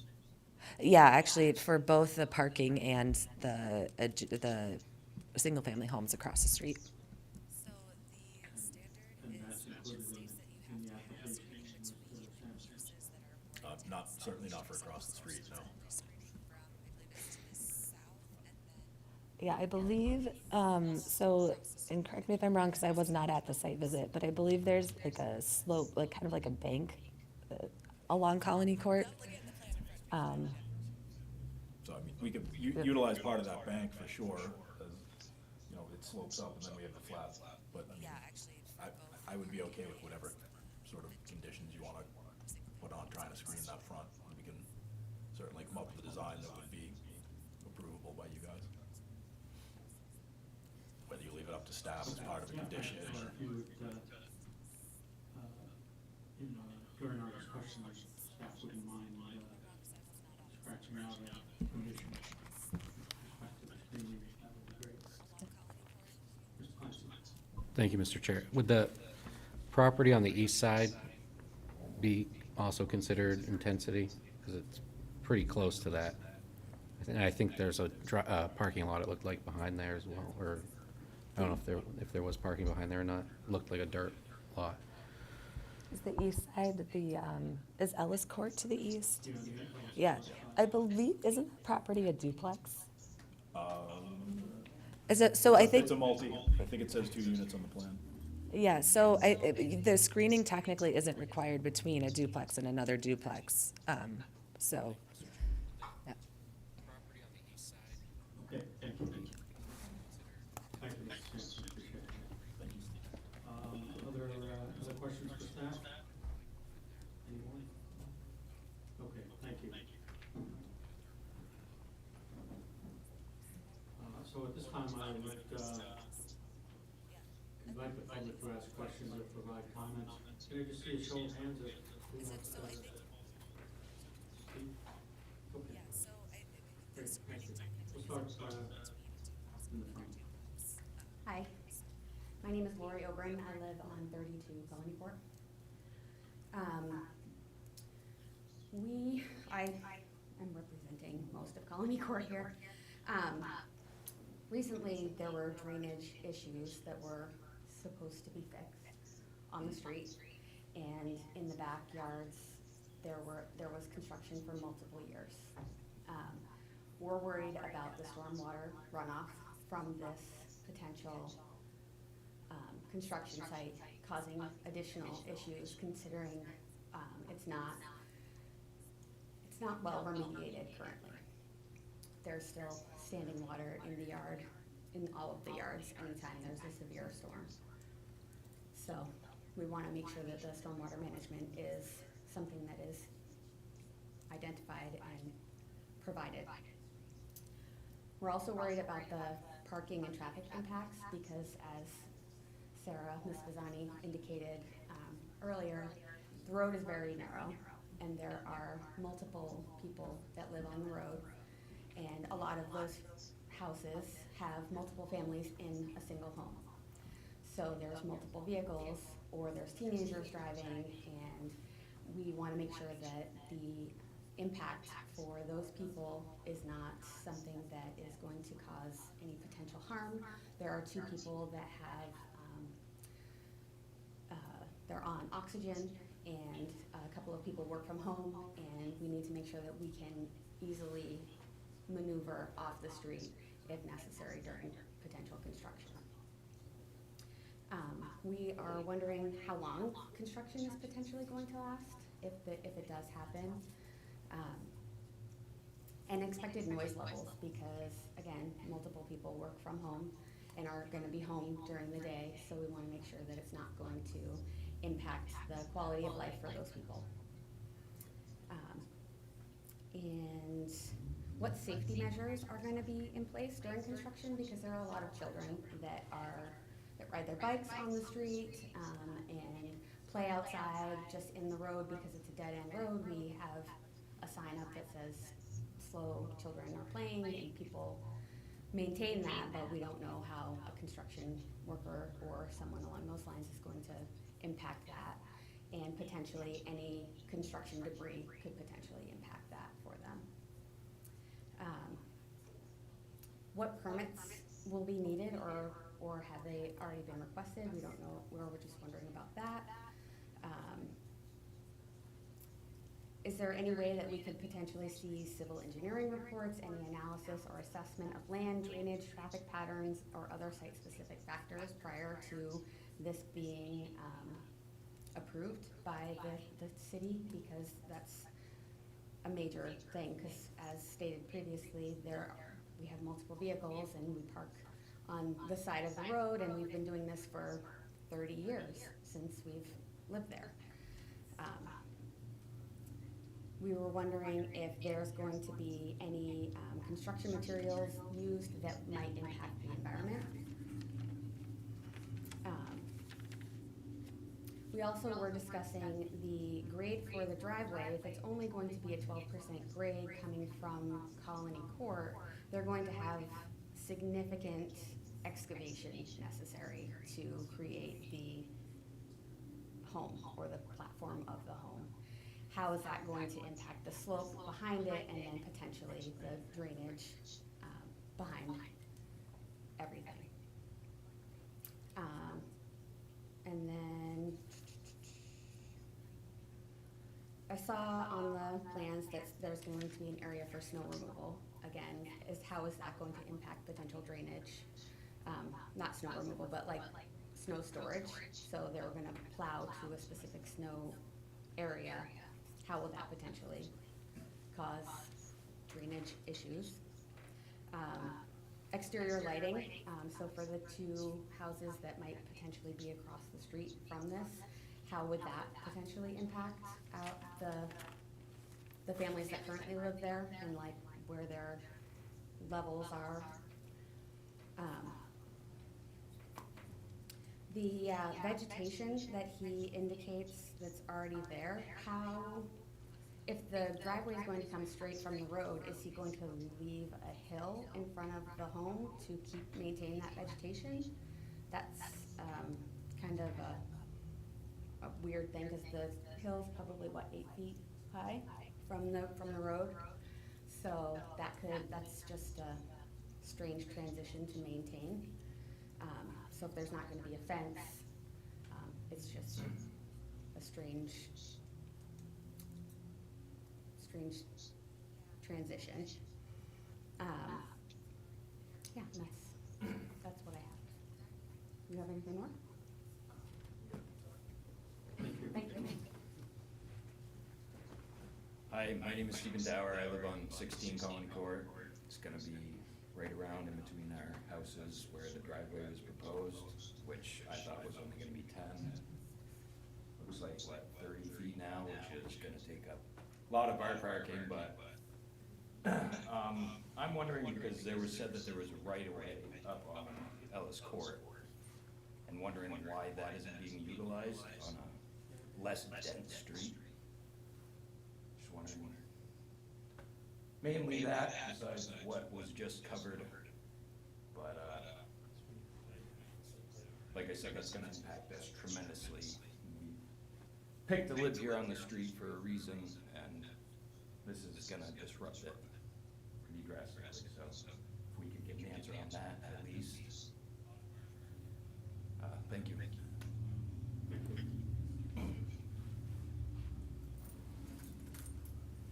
Chris Newer, 12 Colony Court. I have the lucky fortune to live on the bend where you get the traffic to come around. Flooding, water. Water is the key thing on all of this. My house was built, I want to say 1947, 46. So my basement floods all the time now. So with the way that this thing is, she said what, 8 feet, 10 feet, it's a heck of a slope. That water's gonna go somewhere, right into my basement. So that is going to be my big concern in this whole process, and parking. I got 2 teenagers. I'm trying to get one to drive now, and the other one is on his way up.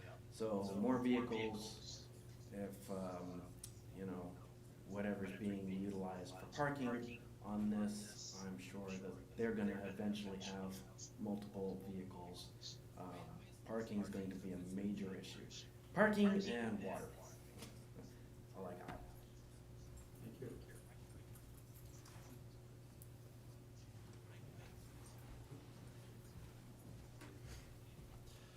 Jared Gale, 39 Central Square. I'm not, I don't live in this neighborhood. I'm, didn't come here looking at this project at all, but what I do want to say is that Keene desperately needs housing, and to hear some of the comments that, and I understand the idea of NIMBY that happens whenever a new project is proposed, but you know, some of the comments and questions that are arisen, I hope that the board, that this board would see that the importance of housing has to be paramount. We do have to respect other people and other you know, people who exist on the streets now, but this community desperately needs housing, and every time that this board or that a city board. I think we understand what our role is here. Well, if you don't mind, I just want to say that the cost of developing is extreme, and so I would hope that boards would keep that in mind when they're talking about considering different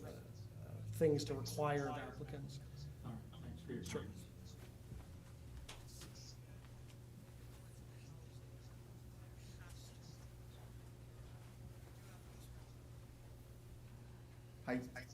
Hi, Troy Cochran, 55 Washington Avenue. I am the property, I think it's right here. You were talking about the trees and the natural barriers that are already there. I would like to make a note that a lot of the trees have been tree work that's already been done, and a lot of those barriers have been trimmed, right actually against my property line during the summer, which I understand that's their right to trim their trees. Your comment about the invasive species, so, I mean, that whole neighborhood is Norway made. If you're gonna cut down a couple of invasive species in our backyard, you might as well just take all the trees out of the friggin' Parks and Rec too, because those are all Bradford pears. I mean, I think that there should be some consideration for, you know, a barrier on the single-family property side, but I think as the vegetation that's there should probably stay there. There's really no reason to dig it up or cut it down. It's all invasive anyways, just digging it up is gonna make more Agipodium grow in my yard. Now that you all have been to that site too, I just wanted to make a comment about the traffic. Obviously, it's really got nothing to do with this duplex, it's just a few more cars, but the traffic coming down Washington Avenue is really heavy. It's constant and it is fast. And a lot of people coming off Route 9, they hit Washington Street, and it's just easy for them to hop onto the avenue and fly across to Gilsum. And there's a housing complex already there. There's a tremendous amount of families in the area, and that's a really busy bus stop. There's middle school, high school, and I think another bus that stops there. There's quite a few kids. So I just want to make a comment about that, and that I don't know if there's been a traffic analysis done on that area, but I think there should be, and something should maybe be done about Washington Avenue, because it's going to require somebody getting hurt before something's done. But as neighbors to this project, that was my only comment, is just with the fencing. I think there should be something in place there as a barrier. But I guess that's it. Thank you. Thank you for your comment.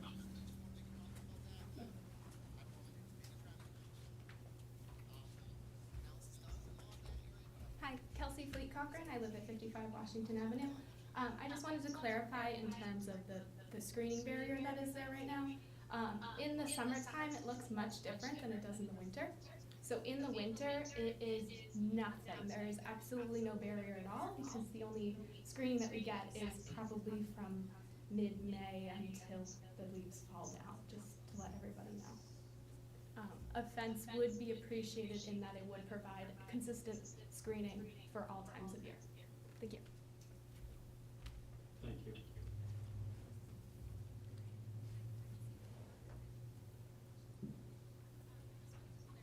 Anyone else? Okay.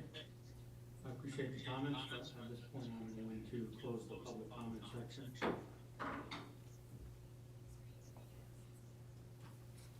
And I'm going to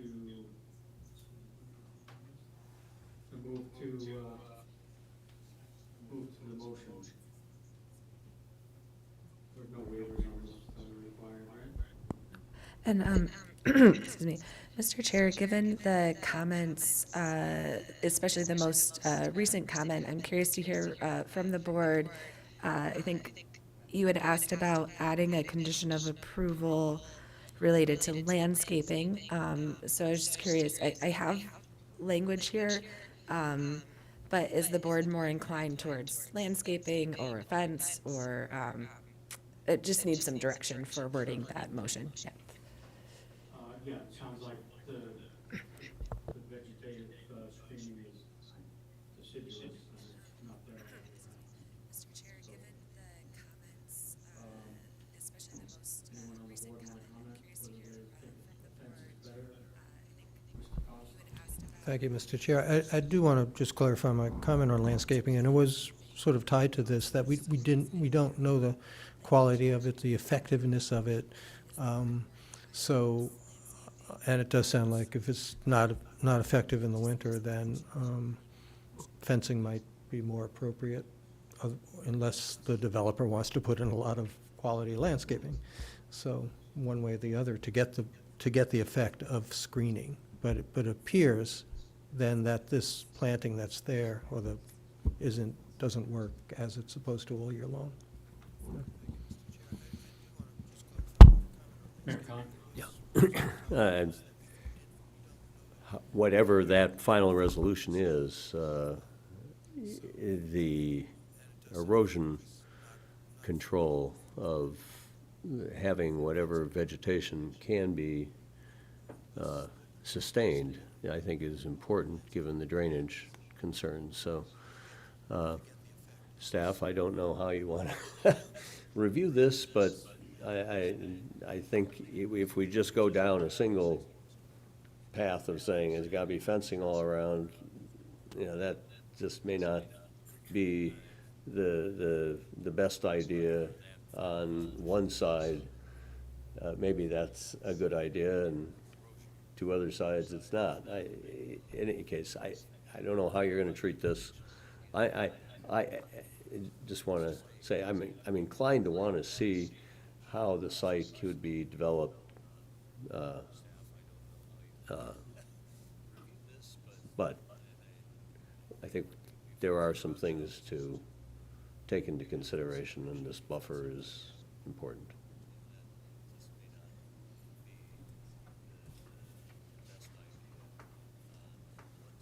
Yeah, well, based on the public comments, particularly, I mean, parking, the new proposed building is gonna have its parking internally. Stormwater, I think we've addressed, right? And erosion control by the 2A. Yes, Mr. Chair, I would say, so condition 2A would require the city engineer review and approval of the sediment and erosion control and stormwater management designs. What the city engineer will be looking at is making sure that they comply with our stormwater runoff requirements to not increase the volume or velocity of runoff from the site, and with the erosion control, making sure they have the right controls in place to prevent sediment from getting off the site as well.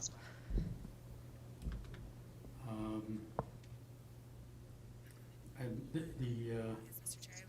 the other two things that I heard were addressing traffic on Washington Avenue, which I don't think is in the purview of this application. But I mean, it's something to perhaps address to the city engineer. Thank you, Mr. Chair. And I'm, you know, the city of Keene is currently working with a consultant on a roadway safety action plan, so I think those comments would be really, it could be useful to that effort. I know the Public Works Director is here and is working on that plan. But in terms of this development, the addition of a duplex would have a pretty minimal impact on the overall traffic for the area, and I don't believe a traffic report would be required unless there's at least 10 residential units being proposed. Well, this is not even, I mean, this is Washington Ave, which is not even where the property is located. All right, and the other thing, which I don't know how we normally handle this, who in the city handles this, but just the duration of construction, the impacts of construction, the safety during construction.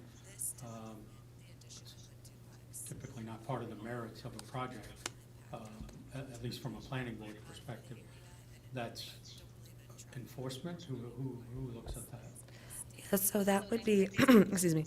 So those are the temporary kind of impacts related to construction. Would partially be handled through the sedimentation and erosion control plan, so controlling that portion of it. But in terms of like noise, dust, blocking the street, those are controlled by other city ordinances.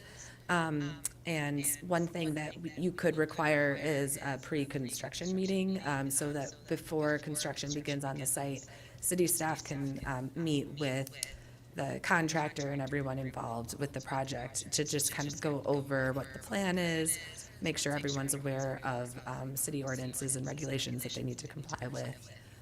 So that could be an option to consider, given how constrained this right-of-way is and the potential impact. Yeah, thank you, Mayor. I personally consider that a good idea for this project. Okay, so where are we? We're gonna add a couple of conditions subsequent. One for the screening, or is that a condition precedent? So, Any Mr. suggestions from the board on that? Mr. Clancy? Thank you, Mr. Chair.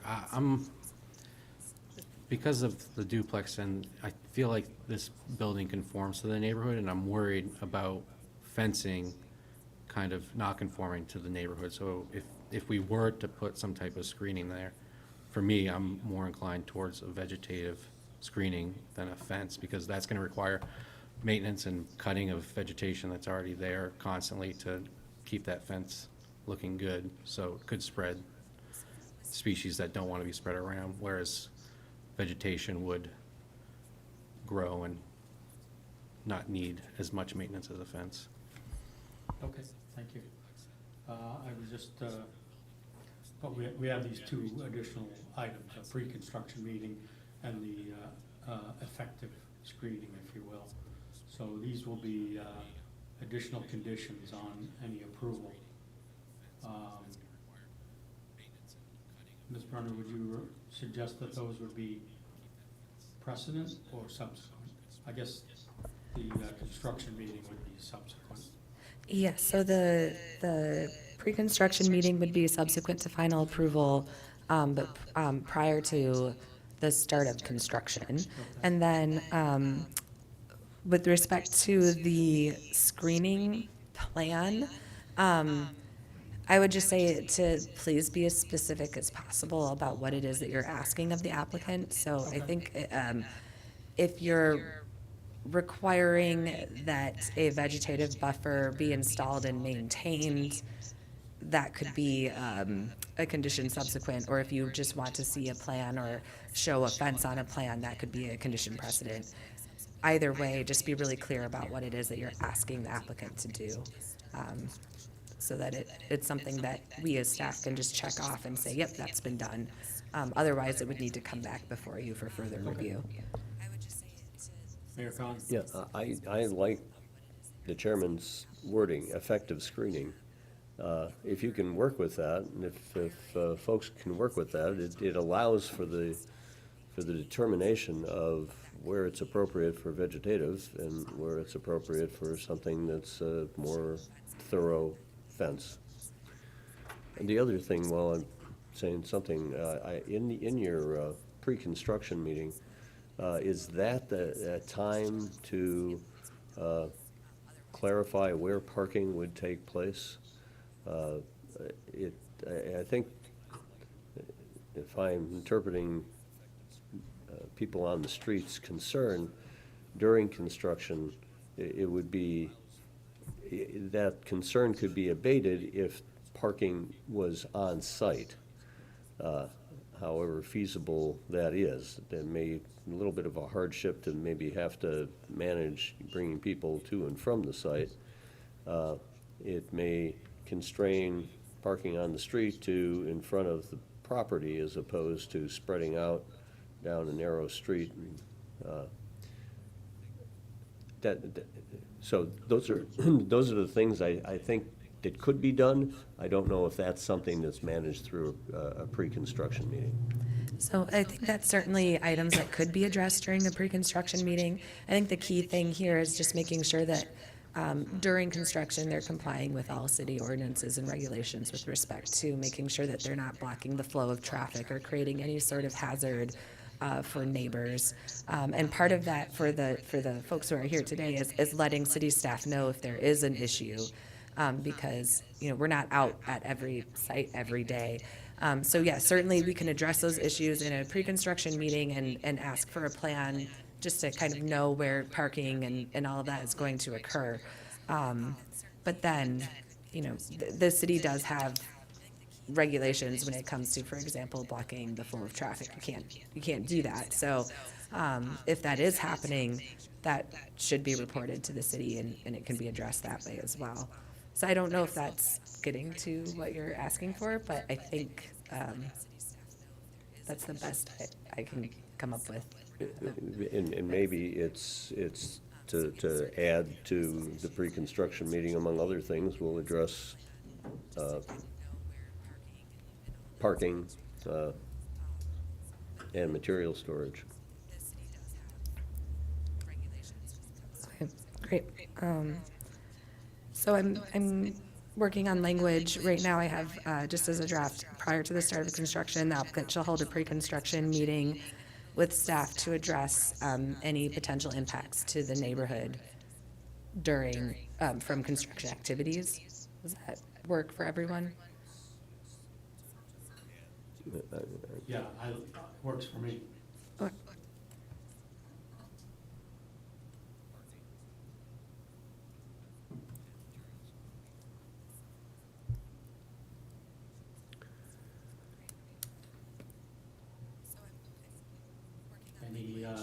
Any clarity on the screening? I guess I think it would be a condition precedent. Probably new A, which would be submission and approval of an effective screening design for the lesser intensive boundaries or lesser intensive abutters. So, Mr. Chair, with that type of a condition, I would actually recommend continuing the public hearing so that the board can review and make that determination. When it comes to something that's subjective, like, I get, that, you know, there's the flexibility of saying, okay, an effective screening, but one person may think something's effective and another person may not. So unless your condition is going to be install a 6-foot tall fence or install a vegetative buffer, something that's literally a yes or a no, I would recommend that you just continue and ask for a revised screening plan at the next meeting. That's where we are.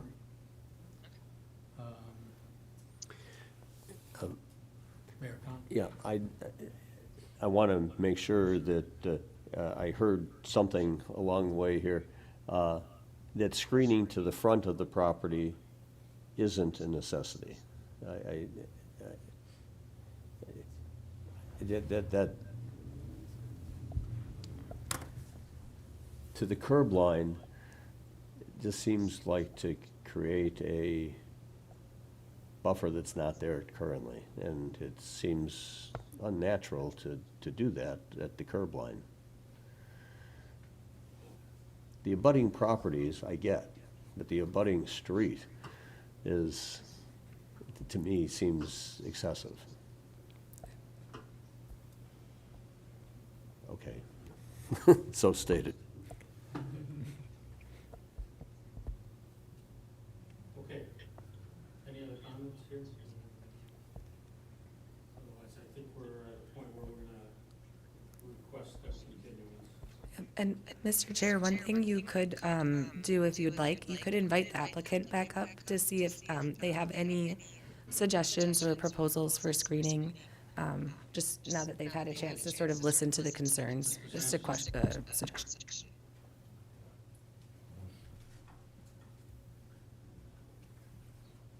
So, I guess, in my opinion, we were just sort of talking about this, to have some sort of big screening element along the front. I understand the single families are across the house, across the street, but you're essentially gonna build a wall in front of this house, which I wouldn't want a 6-foot fence in front of my house, and I'm not sure most people would. I think we would be okay putting a fence along this property line, but happy to provide some sort of screening in the front. I certainly wouldn't want to see it be a tall fence, but I think separating it here, I think the property owner would be fine with. And if we can say a vegetative screening, you know, residential in scale along the property line of abutting Ellis Court, I think that seems perfectly reasonable to me, and I think the owner would find that reasonable as well. Just so I understand clearly, so you're willing to agree to a fence along the To provide screening along this 72-foot property line, if it's required there, for sure. that could potentially get us to moving forward tonight. I know the owner is anxious. He's had the property for a little bit. I know he's anxious to get started. We have permit drawings ready. I actually submitted them before we realized we had to go through this process. So we're ready to go. Maybe native ornamental bushes along the front would be a compromise.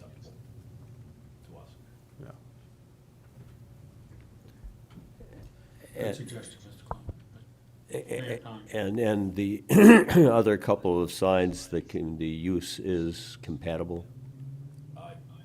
It's a multifamily this way, and I believe there's another one down in this other direction too, so screening shouldn't be required for that similar use. There's multifamily on the other two sides? Right. Thank you. Yeah, that's what Ms. Prenter said in her report. Yep. Okay, thank you, Mr. Sampson. Thank you. All right, so where does the fence and the ornamental vegetation in front? So, Mr. Chair, you could, if the board is amenable to that plan, under one, the condition one, you could add a condition D underneath that with the submittal of a plan to show a 6-foot tall fence along the southern property boundary, or to screen the proposed development from the adjacent property to the south, and ornamental shrubs along the frontage to screen on Colony Court, to provide some screening for the parking areas. Excuse me. Okay. So I guess, why don't we see where we are?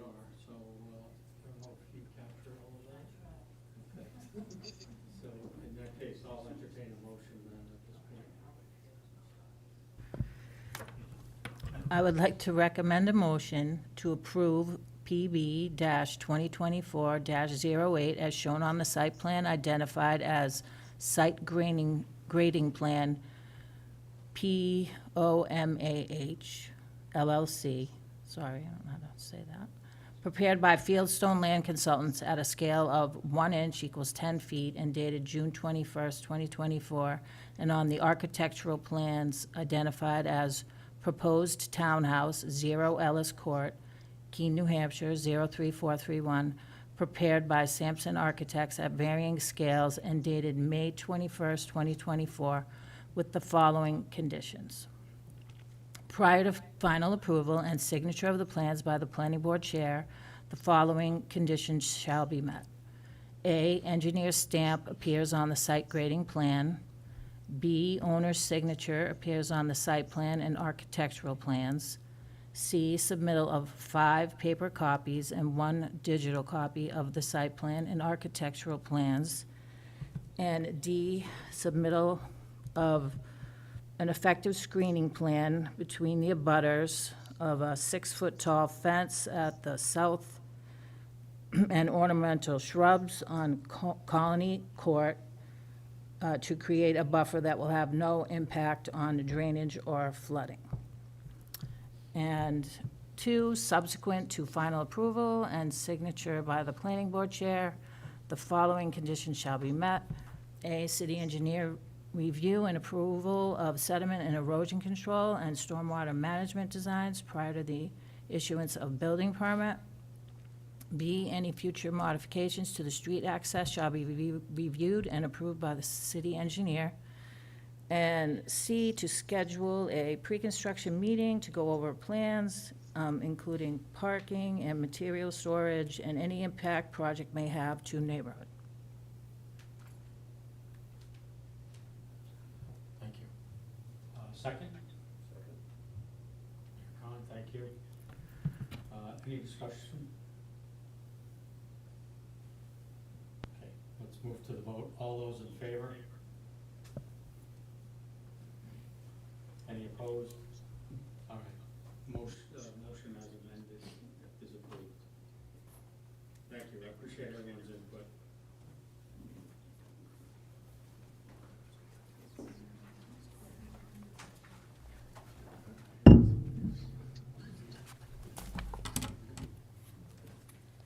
All right, next up on the agenda is the advice on consent.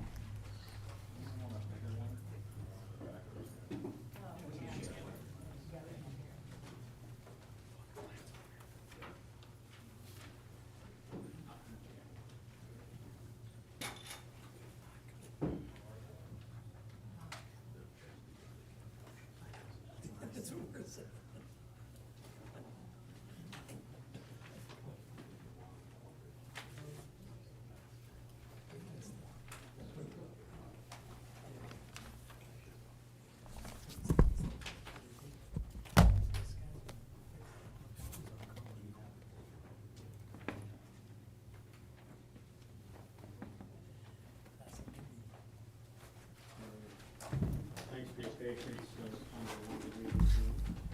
Sure. And now, the request for advice and comment is for the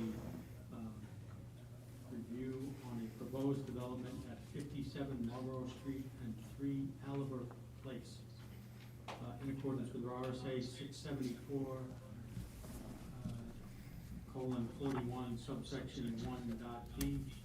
Owner Jared Goodell seeks planning board review and comment regarding his request for city council authorization for the issuance of building permits to the street giving access to the lot upon which the buildings are proposed to be placed is a private road. So, I'll turn it over to, Thank you, Mr. Chairman. George Hansel, Tailfeather Strategies, on behalf of the owner, Jared Goodell, who owns these properties, actually all 3 properties here. And we have an exciting development that we're working through the process. I'll be honest with you, this issue that came up regarding RSA 674:41, I had never encountered before in my time on the planning board, or we just sort of figured it out, which is good. I appreciate the city staff bringing it to our attention. But basically what this is a state statute that requires any parcel that does not have street frontage to be approved by the local governing body. And they also stipulate that the planning board should provide advice and comment on that approval. And so that's what brings us here tonight. I want to make clear, we're not, while this is a new, different kind of thing that I've never encountered before, we're not circumventing any other city process. This project has some zoning that it still has to get through. We've been talking to the planning department and various other city departments on this project for a while now. We had a pre-submission meeting where they reviewed the plan, and we got feedback from our public works department, we got feedback from the fire department, the police weighed in on it, and we're continuing to work with our planning staff, who have been really great working with us on this sort of different and new idea. So I appreciate that. The plan calls for the construction of 3 duplexes on a currently unused part of 57 Marlborough Street. Right now, 57 Marlborough is between Marlborough Street right here and a 2-family unit at 59 Marlborough Street and a single-family unit in the back. Now, if these were being built today, I don't think that the city would allow us to build it with a private road like this. If we wanted to be a road or a roadway to access this back parcel, we'd have to build it to the city spec, probably hand it over to the city before they'd let us do that. But seeing as this was done prior to those requirements, it's an existing nonconformity, and what we're looking to do here is really better utilize some extra space on the lot. Right now, this is used as parking where these buildings are gonna go. It's kind of deteriorated pavement and gravel. And so as part of this project, we're also gonna do some improvements to the site. We're gonna put in green space, better designation for the parking. Overall, I think this is gonna be an improvement to the site, and it's also gonna add some desperately needed housing to our housing stock. So that's pretty much what I have. Unfortunately for me and you and everybody, the RSA, which some would say is state zoning, and not appropriate, but we'll leave that up to the legislature. They don't give us a bunch of criteria for you to measure this on. This isn't a site plan review like you're used to looking at, where you have criteria you have to meet.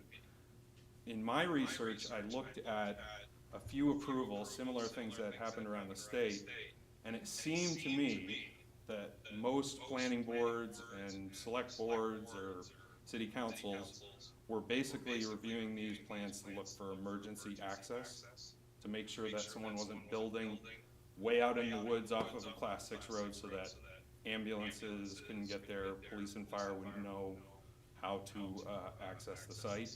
That is not an issue here. This is an established use, and we have obviously access to 3 Aliber Place, which exists today and is used as a single-family home. So we had this reviewed by fire and police, and they didn't have any negative comments. So with that, I'm happy to answer your questions. Thank you. It's not clear where Albert Place goes, because it's connected. Could you just kind of trace it for me? Albert Place goes, this is a little tough. Albert Place connects to Marlborough Street, and it basically serves as a shared driveway for these three parcels. So it's to the east of the home that's on Marlborough Street. Yep, so 59 Marlborough Street, which is a two-family, has frontage. That's not part of this proposal. 57 Marlborough Street is a three-family and accessed by Albert Place. And then right now there's a single family at 3 Albert Place. Okay. Mayor Collins. I believe Albert Place, the street sign says private way, It is a private road, which is why we're which is here. why we're here. Correct. The other thing that I'm wondering about, I guess we have a city ordinance that deals with building permits on Class 6 highways. And I assume a private way here is a Class 6. Excuse me, Mr. Chair, may I jump in here? Yeah. So we were just talking about that today. So the city council, excuse me, has an ordinance. It's R-2000-28, I believe. So this is an ordinance that was adopted by city council in 2000. It relates specifically to the RSA that we're talking about today, RSA 67441, I believe. But at that time, that that state statute didn't actually deal with private roads. It just dealt with lots that don't have any frontage or lots that only have frontage on a Class 6 highway. So this request is with respect to a private road, which is something that was added into state statute in 2002. So I believe this is a matter that city council is going to have to discuss. But for your role here tonight as the planning board, it's just to review and comment this specific proposal. So you're reviewing and commenting on whether or not the city council should authorize the issuance of building permits for Albert Place. So can building permits be issued for properties that have frontage on Albert Place? That's the issue before you tonight. The city council will have to take up the matter, whether or not they want to take another look at that resolution that I just mentioned. That's a matter for city council to determine, but not for the planning board tonight, but that will be something that the city council can discuss. And I should mention that the plan is to take your recommendation, and that's gonna go to MSFI, I think. PLD, actually. PLD. Okay. So that's gonna go to one of the city council committees for their discussion, and then further recommendation to the full council for a vote. There's a chicken and egg thing that just to sort it out, right? If the ordinance exists, should we be considering this before the city council amends this ordinance and, to figure out it doesn't apply? So- Where should it be applied and where shouldn't it be applied? Yep, so that's definitely something that the city council can discuss, but as far as the planning board, the planning board doesn't have a policy related to private roads at this point in time. So I would say that your role tonight, the applicant, under the state statute is requesting your review and comment. So as the planning board, that would be what you're acting on tonight. City council has that policy, and so that's something for city council to work through. But the planning board, you do have jurisdiction under a state statute to provide comments to city council. So you can move forward tonight. Again, this is specific to just this private road. So you're not talking about private roads citywide, you're just talking about Albert Place with this request. And this, just to add a little bit, this is, you're basically looking at it as your role as a regulator for the safe, orderly development of the community in a very general sense of that responsibility. The RSA really contemplates like old woodlots and like large, very remote landlocked parcels. I don't think the legislators, and it's not really my place to assume what the legislature thought, but I don't think that like remote, isolated, lack of emergency services is really in consideration for an urban developed area. So the RSA is very broad, but this specific situation is maybe not what the lawmakers were considering when it was written.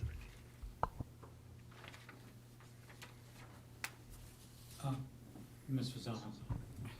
So I guess then, thank you, Mr. Chair, I guess then if we're looking for advice and comment, then you've addressed some of those issues, because if you're bringing the fire department's report to the city council, you've looked at how you can access people living in that area to provide them with emergency services. If you've addressed those issues, those should have been the things that we would have commented and given you advice on, but you've already done those things.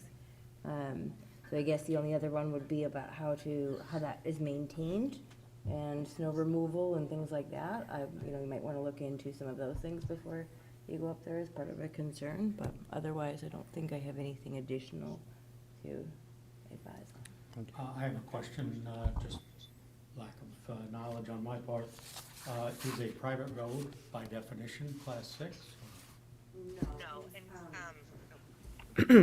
No, a Class 6 is a specific type of road in New Hampshire. So a Class 6 is still a public right-of-way. It's just not maintained for motor vehicle access and emergency access. So there's like two types of Class 6 roads that, as far as I understand it, there's basically a Class 6 road that is still open, and then there's a Class 6 road subject to gates and bars. So we have both in Keene. And we do have specific regulations in the Land Development Code that pertain to Class 6 roads. Those regulations were based on that ordinance that the mayor mentioned.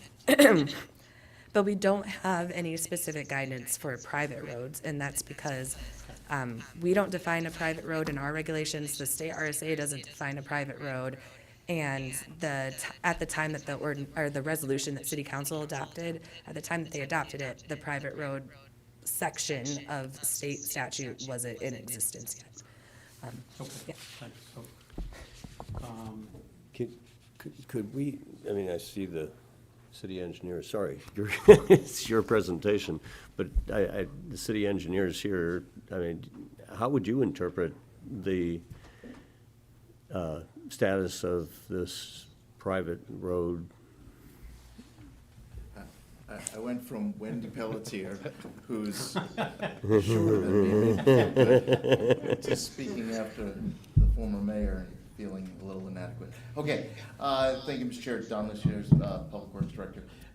So I think Ms. Bruner summarized it pretty well. The private roads, for all intents and purposes, are shared driveways. There's no public right to use a private road versus a Class 6 road, which has pretty well trodden legal status under state statute. So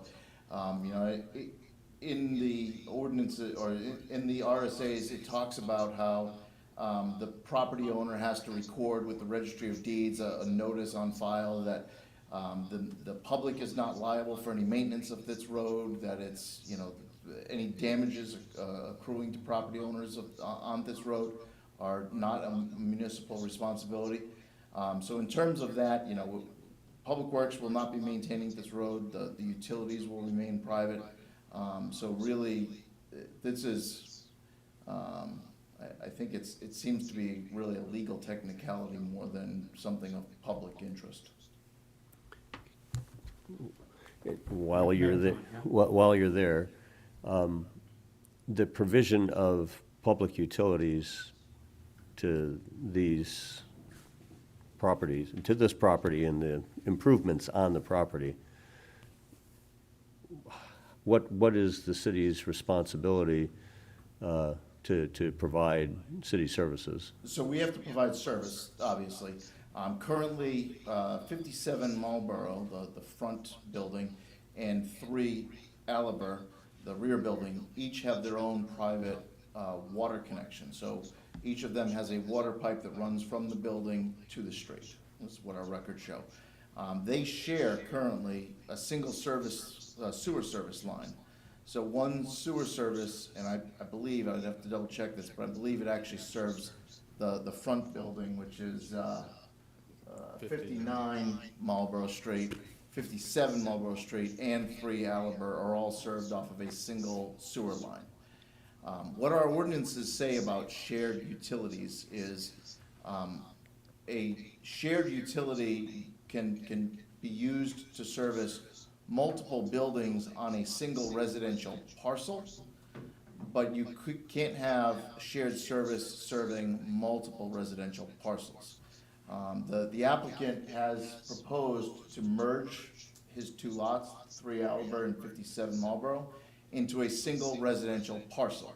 So it is permissible under our city code to have a single water service and a single sewer service feeding multiple buildings within that merged parcel. I will tell you, and I spoke with Mr. Goodell about this a couple months ago. Currently, the water line there is, there's 2 3/4-inch water lines.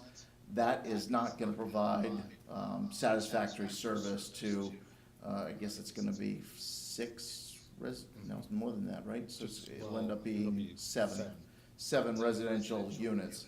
That they will have water pressure problems and, inadequate service. So I highly recommend that they run new utilities while they're doing this project.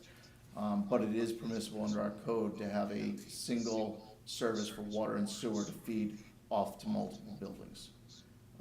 That would mean that in the future, he's not able to subdivide if our ordinances change and, permits that to be subdivided. He would not be able to subdivide that into different parcels without also providing new services to the individual parcels. Does that make sense? Yes. Any other questions? And that's sufficient for the fire services that, So what water service is required for fire suppression in these buildings, I'm not, qualified to say. Typically, single-family and duplex residential properties don't require, sprinkler systems in New Hampshire. But the fire department would be better qualified to answer that question. Can I say something about that? Yeah, please. Thank you, Mr. Chairman. The fire department did look at the structures that we're proposing, and they gave us guidance on the distances that would be required between them to provide for separation between buildings, anyway. I have a question. So 57 Marlboro Road, or Marlboro Street, is accessed via Aliber also? That's correct. Okay.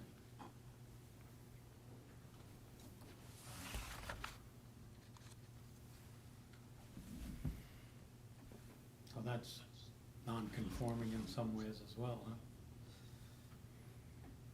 Okay.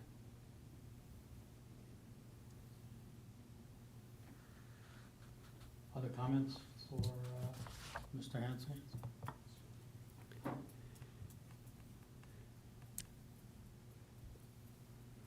Mr. Clancy? Thank you, Mr. Chair. So I'm trying to figure, is this going to be a cottagecore overlay? If It is not. We looked at doing that, but the cottage court overlay didn't gain us anything in this instance. It's still going to require some work on zoning. So in this case, it wasn't useful.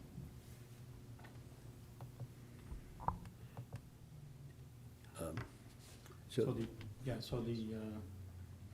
What would the combined parcel, any idea how large that will be?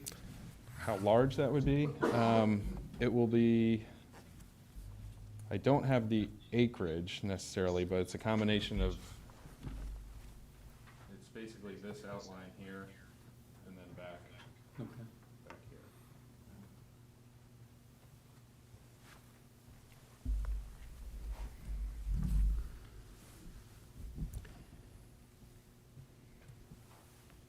here. I believe it'd be about a half acre. Half an acre?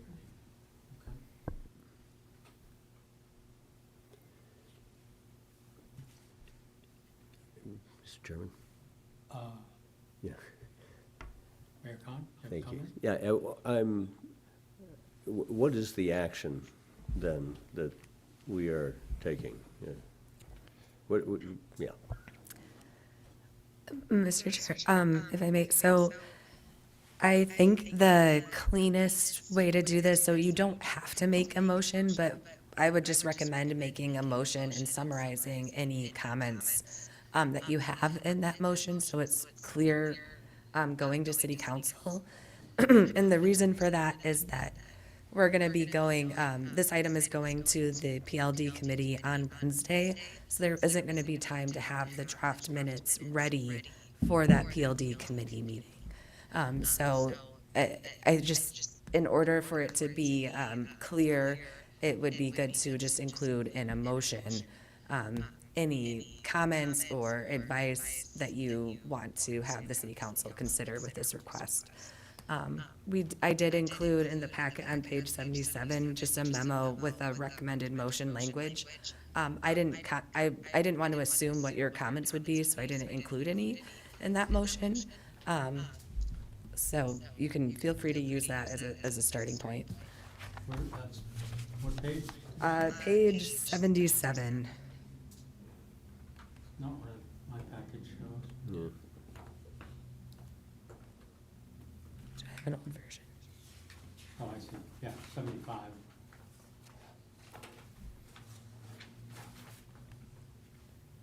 I think it's page 75, Mary. Okay, yeah, I might have an older version of the packet. I think we sent out a couple amendments, so, yeah.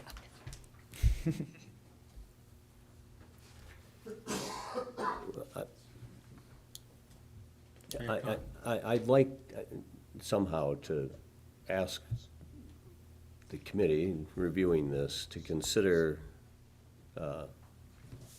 2000, the 2000 ordinance and its application in this instance.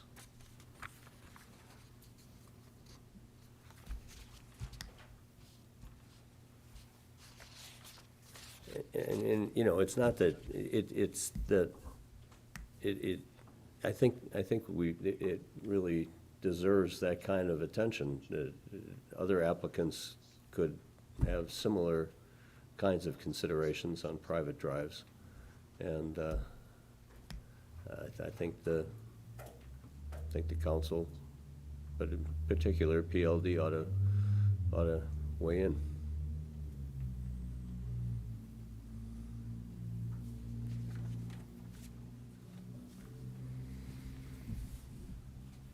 Okay.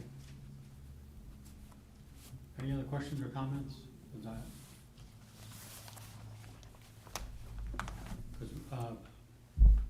on page 75 of your packet, Ms. Brenner has a recommended motion, but I think we would add to that motion any specific recommendations or comments that we have. And I'm not sure I heard too many other than from the city engineer with respect to utilities.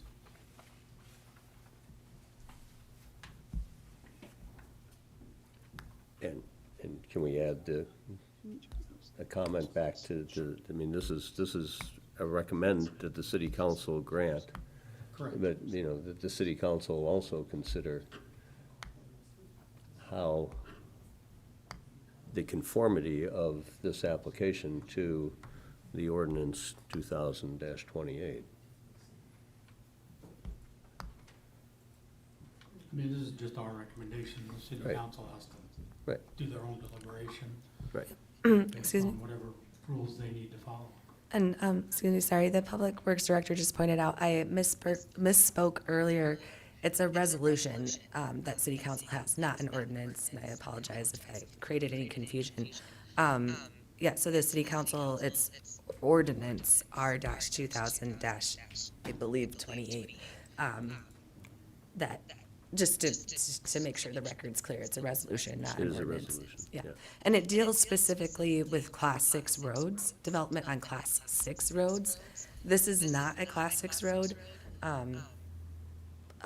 but it is, that ordinance was, even though it doesn't mention the state RSA, it was created in response to, or with RSA 67441 in mind.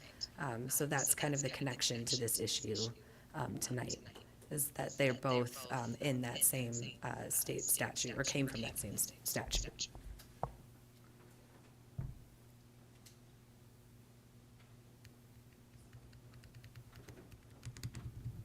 I'm just, right now, I see your motion, that's fine. But are there other qualifiers that we've agreed to here? Not sure, any consensus on that?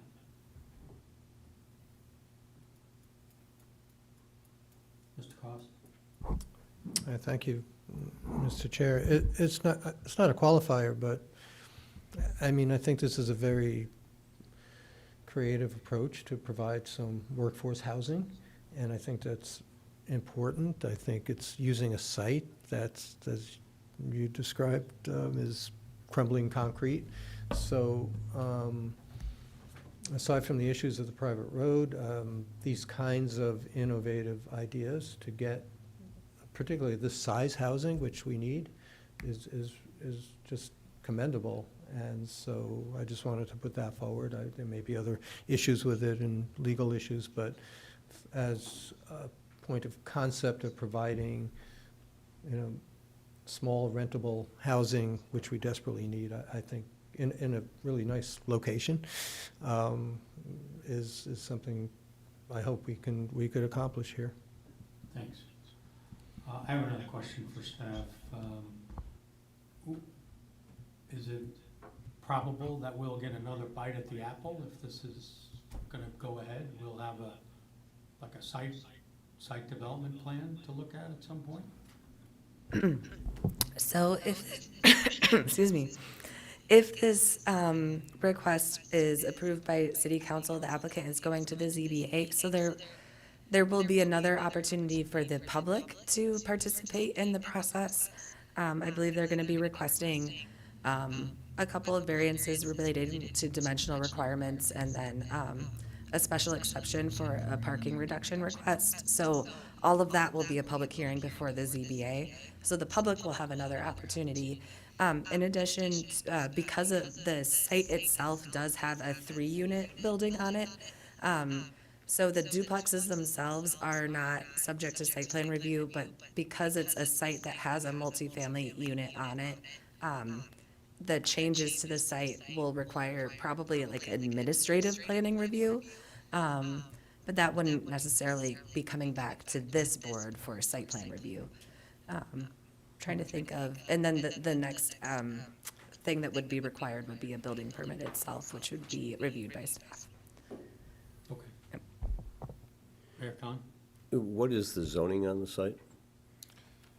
There are multiple zonings, but the 57 Marlborough Street is in the Downtown edge. And then there are other zones. It's an interesting parcel, just as a sidebar, because it's where all of these different zones kind of come together around it without any frontage. So usually zoning is kind of, a lot of times they try to align it with the streets. And in this case, this is a place where like all these zones come together because it is literally on the edge of downtown. So is there a necessity for the ZBA to? Yeah. There are do two. a zoning adjustment? we're not seeking a zoning adjustment. We're trying to work within the existing zoning, and we're requesting 2 variances and a special exception. This is going to be the most reviewed duplex project probably in the history of Keene by the time we're done. But it's a creative way to use the property to create the housing that we need, and so we feel that it's worth it. And unfortunately, this is an unusual case. I hope you never have to see another one of these again. I mean, in fact, I've reached out to the members of the legislature to be like, what is this weird law and why is it necessary? Because it seems redundant, and it puts people like developers like Mr. Goodell through an extra step and extra levels of review that frankly it's difficult for you to act in your role, and it's difficult for us to present. There's no clear guidance here. Maybe we can resolve that at the state level. That would be great. But this is not shirking any kind of level of review. It's going to get every bit of it and then some. The one note given our previous conversation about vegetative edges, that abutting parking lot to the Historical Society in Keene State College has a lot of traffic coming and going. It would, when you get to your site plan, yeah, it's already, that would be important. It's already pretty heavily vegetated. You can see, I included a rendering. It's actually a photo with a superimposed, the building superimposed on it in the packet, but you can see how heavily vegetated it is. You're right, that's a busy roadway. I struggled, actually. I walked all around. I walked all on every street to see sort of what the impact would be of this project, and I took pictures. And I even went on private property, or not private property, but the Historical Society, which is not a direct abutter, and tried to take a picture from their back stoop, which I know is well used and everything. And even though they're not an abutter, I think they're probably the ones that would be most visually impacted by this. And even so, there's a lot of vegetation between the parcels. And my comment isn't so much about the abutters. It's more about the occupants of the duplexes, that they have appropriate screening and aren't viewed by people coming and going. And sure. Yeah. And that was one of the driving factors behind requesting, I mean, this isn't the ZBA, but just as, I think this is good to understand how these projects get done. We have to apply for 2 variances to allow us to tuck those buildings back into that spot behind the other buildings so that they're visually shielded from Marlborough Street. They're visually shielded from the other buildings in that sort of area. And so ultimately, the new residents of those buildings get some privacy. Otherwise, we could conform with the zoning. We'd be putting those buildings right out in front of everybody, and I don't think that's going to be as attractive a place to live. And so that's the push and pull and difficulty of trying to do this creative stuff. I hope you never have to see another one on a private road like this. I don't think there are many private roads that's going to be a big concern, but there are people out there trying to do creative things with housing like this, and it is ridiculously difficult. I wish it was true, but I think with the cottage court approval, that private drives and private roads and are going to be the means by which people are going to be accessing. Sure. I totally agree with you there. I mean existing ones that are non-conforming and wouldn't be done under a regular site plan review process. I have another quick question for staff. The merger of the properties, how would that be handled? Yes, so voluntary mergers by state statute are handled administratively, so they get, as long as both properties are owned by the same owner, that's really just the zoning administrator reviews, the assessing department kind of signs off on it, and then it gets recorded at the registry. It's administrative, yeah.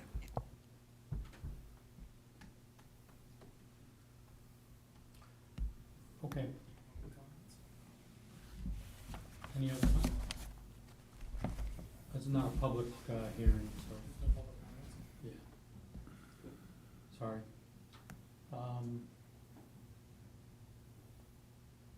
you have you have the motion? Okay. So I'll entertain a motion at this time.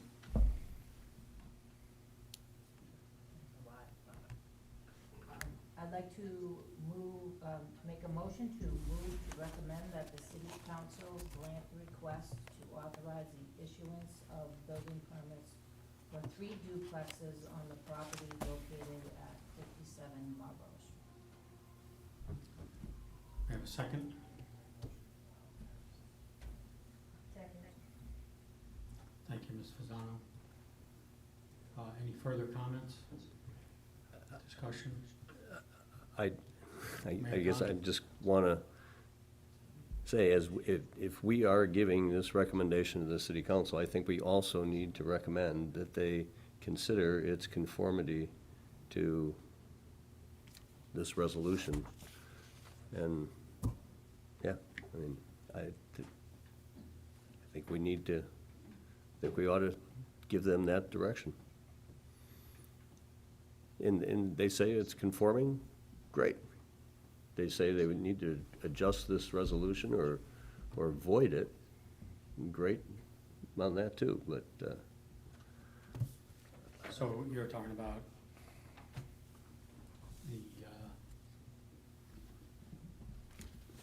what resolution are you talking about? the 2000-28 resolution, which says properties which have frontage, access only from Class 6 highways should not be eligible. Building lots created subsequent to May 2000 must have frontage on both a Class 4 or 5 and a Class 6 highway. Not necessarily a Class 6. I get it. I just, it does say that it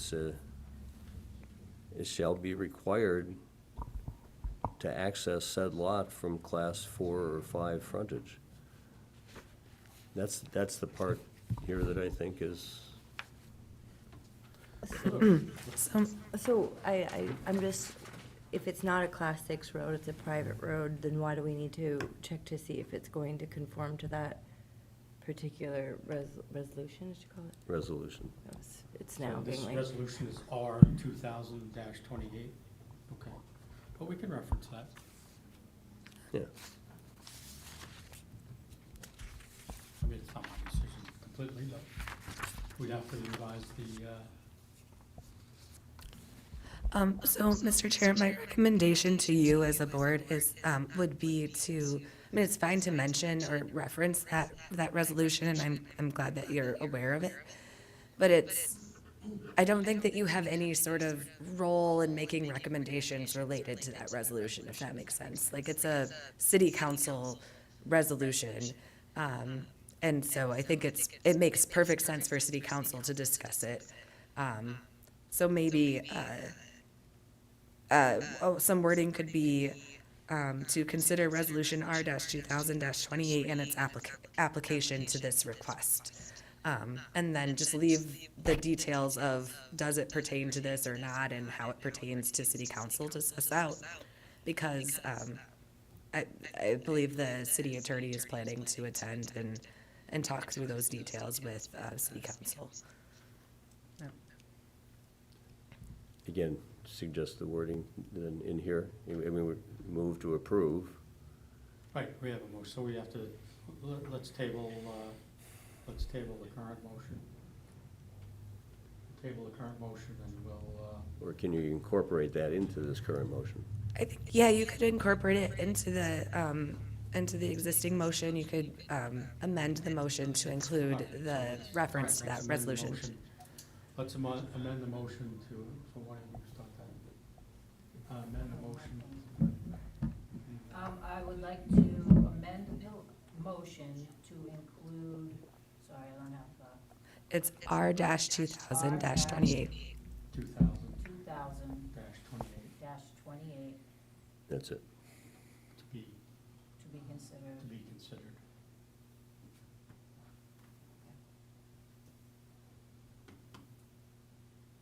Second? Mr. Mayor, thank you. All right, let's, People understand what the motion is now as amended? Okay. Let's move to a vote. All those in favor? Any opposed? Okay, motion is approved. Thanks for staying up late with us. All right, thank you very much. Appreciate it.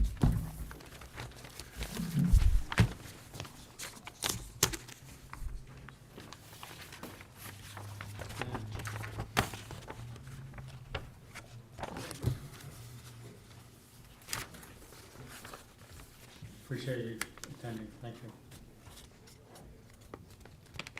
All right, next item on the agenda is a master plan update. Ms. Brenner, would you like to? Sure, thank you, Mr. Chair. So we do have some updates to share. And I'll try to make this quick. So I think at your last meeting, we had just recently completed the visioning sessions. And so throughout the month of July, we're doing kind of the visioning sessions on demand. So we've done one so far, and we have 2 scheduled for this week, and that's it. So not a lot of uptake on that offer, probably because it's summer. However, we are scheduling, and I believe I left a flyer at everyone's spot for 3 more sessions in early August. So we scheduled those for when David will be, our consultant, will be in town for the next master plan steering committee meeting. So we have 2 evening sessions on Monday. One, I believe, from 5 to 6 p.m., which is at the church at the head of the square, the United Church of Christ. You enter through the back to get to that session, their Vernon Street entrance. And then one later on that evening from 6:30 to 7:30, right next door in the second floor conference room of City Hall. And then we have a morning session at 7:30 a.m. at the Co-op. Sorry, I'm so sorry about my voice. And then the Master Plan Steering Committee will be meeting on that Tuesday, which is, sorry, I haven't even said the dates. It's August 5th is the Monday, August 6th is the morning session. And the Master Plan Steering Committee will be meeting at Heberton Hall at 6 p.m. And that's kind of like the next big meeting. It's going to be kind of like a roundtable style. We're going to be presenting to the Master Plan Steering Committee all of the input that we've received so far from these visioning sessions. And the steering committee will be starting to figure out what are going to be the key focus areas or themes of the master plan. So that this August 6th meeting is really going to be a prep meeting for the October 5th Future Summit, which is kind of the transition event. So the Future Summit is Saturday from 9 a.m. to 12 p.m. It's the weekend before Pumpkin Festival, and I believe the weekend after Clarence DeMar, if you measure time in other events. So that Future Summit is going to be the transition, like I mentioned, from phase 1 to phase 2. So at that event, we'll be presenting what the community vision is that we've heard from the community, and establishing focus groups to work on those key themes that were identified through the steering committee. So, sorry, that was a lot, but happy to answer any questions. I also just wanted to note that we did get some feedback from a few folks through the visioning sessions that they would appreciate some non-digital ways to provide feedback to staff. So we have a lot of opportunities for digital engagement through the website. But in addition to that, we have now comment cards with comment boxes kind of posted at the library, at City Hall. There's one at the Co-op. I'm hoping to reach out to a couple of the grocery stores in town further out to get those posted there. And so we have the opportunity for folks to write comment cards and give us feedback that way. And we also have like a little postcard activity so people can take a postcard and write it out as if they're from the future, they're living in 2040 and what is Keene like, and then mail it in to us. So there's a couple of different ways for people to provide feedback on what they'd like the preferred vision to be for Keene. Thank you, Ms. Brenner. Mr. Cost. The October meeting was when? Yes, it's October 5th. excuse me, 5th, which is a Saturday, and it's from 9 a.m. to 12 p.m. So yeah, because that's a longer event, we got the feedback that the think tank workshop, which was on weekdays and it was a little bit longer, a lot of people weren't able to attend because they had work. So we were trying to find a date that hopefully more people could attend. We'll see if it works out. It is a Saturday morning, so we'll see, but we're hoping to get a good turnout at this event. So any help that you have, first of all, we hope that all of you will consider coming, but any promotion that you could do of that event would be great. Do you have a location for that? Yes, Heberden Hall, thank you. Yep, so we're gonna be at the public library. So the main event will be in Heberden Hall, and we're gonna be doing breakout groups in some of the other rooms in the library, but it starts and ends in Heberden Hall.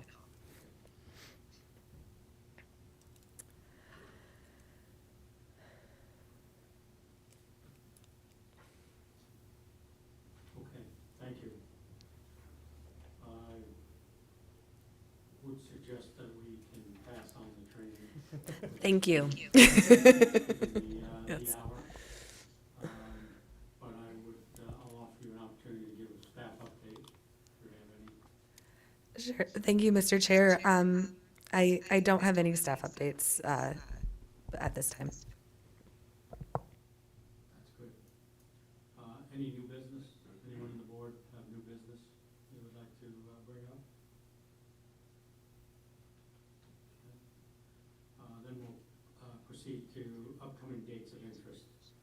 So the joint committee of the planning board and PLD scheduled for August 12th has already been canceled. That's my understanding. That is correct, yes. Planning board steering committee, August 13th, 11 a.m. Planning board site visit, August 21st, 8 a.m. to be confirmed. And finally, planning board meeting, August 26th, 6:30 p.m. And with that, I will adjourn our meeting at 9:47 p.m. Appreciate it.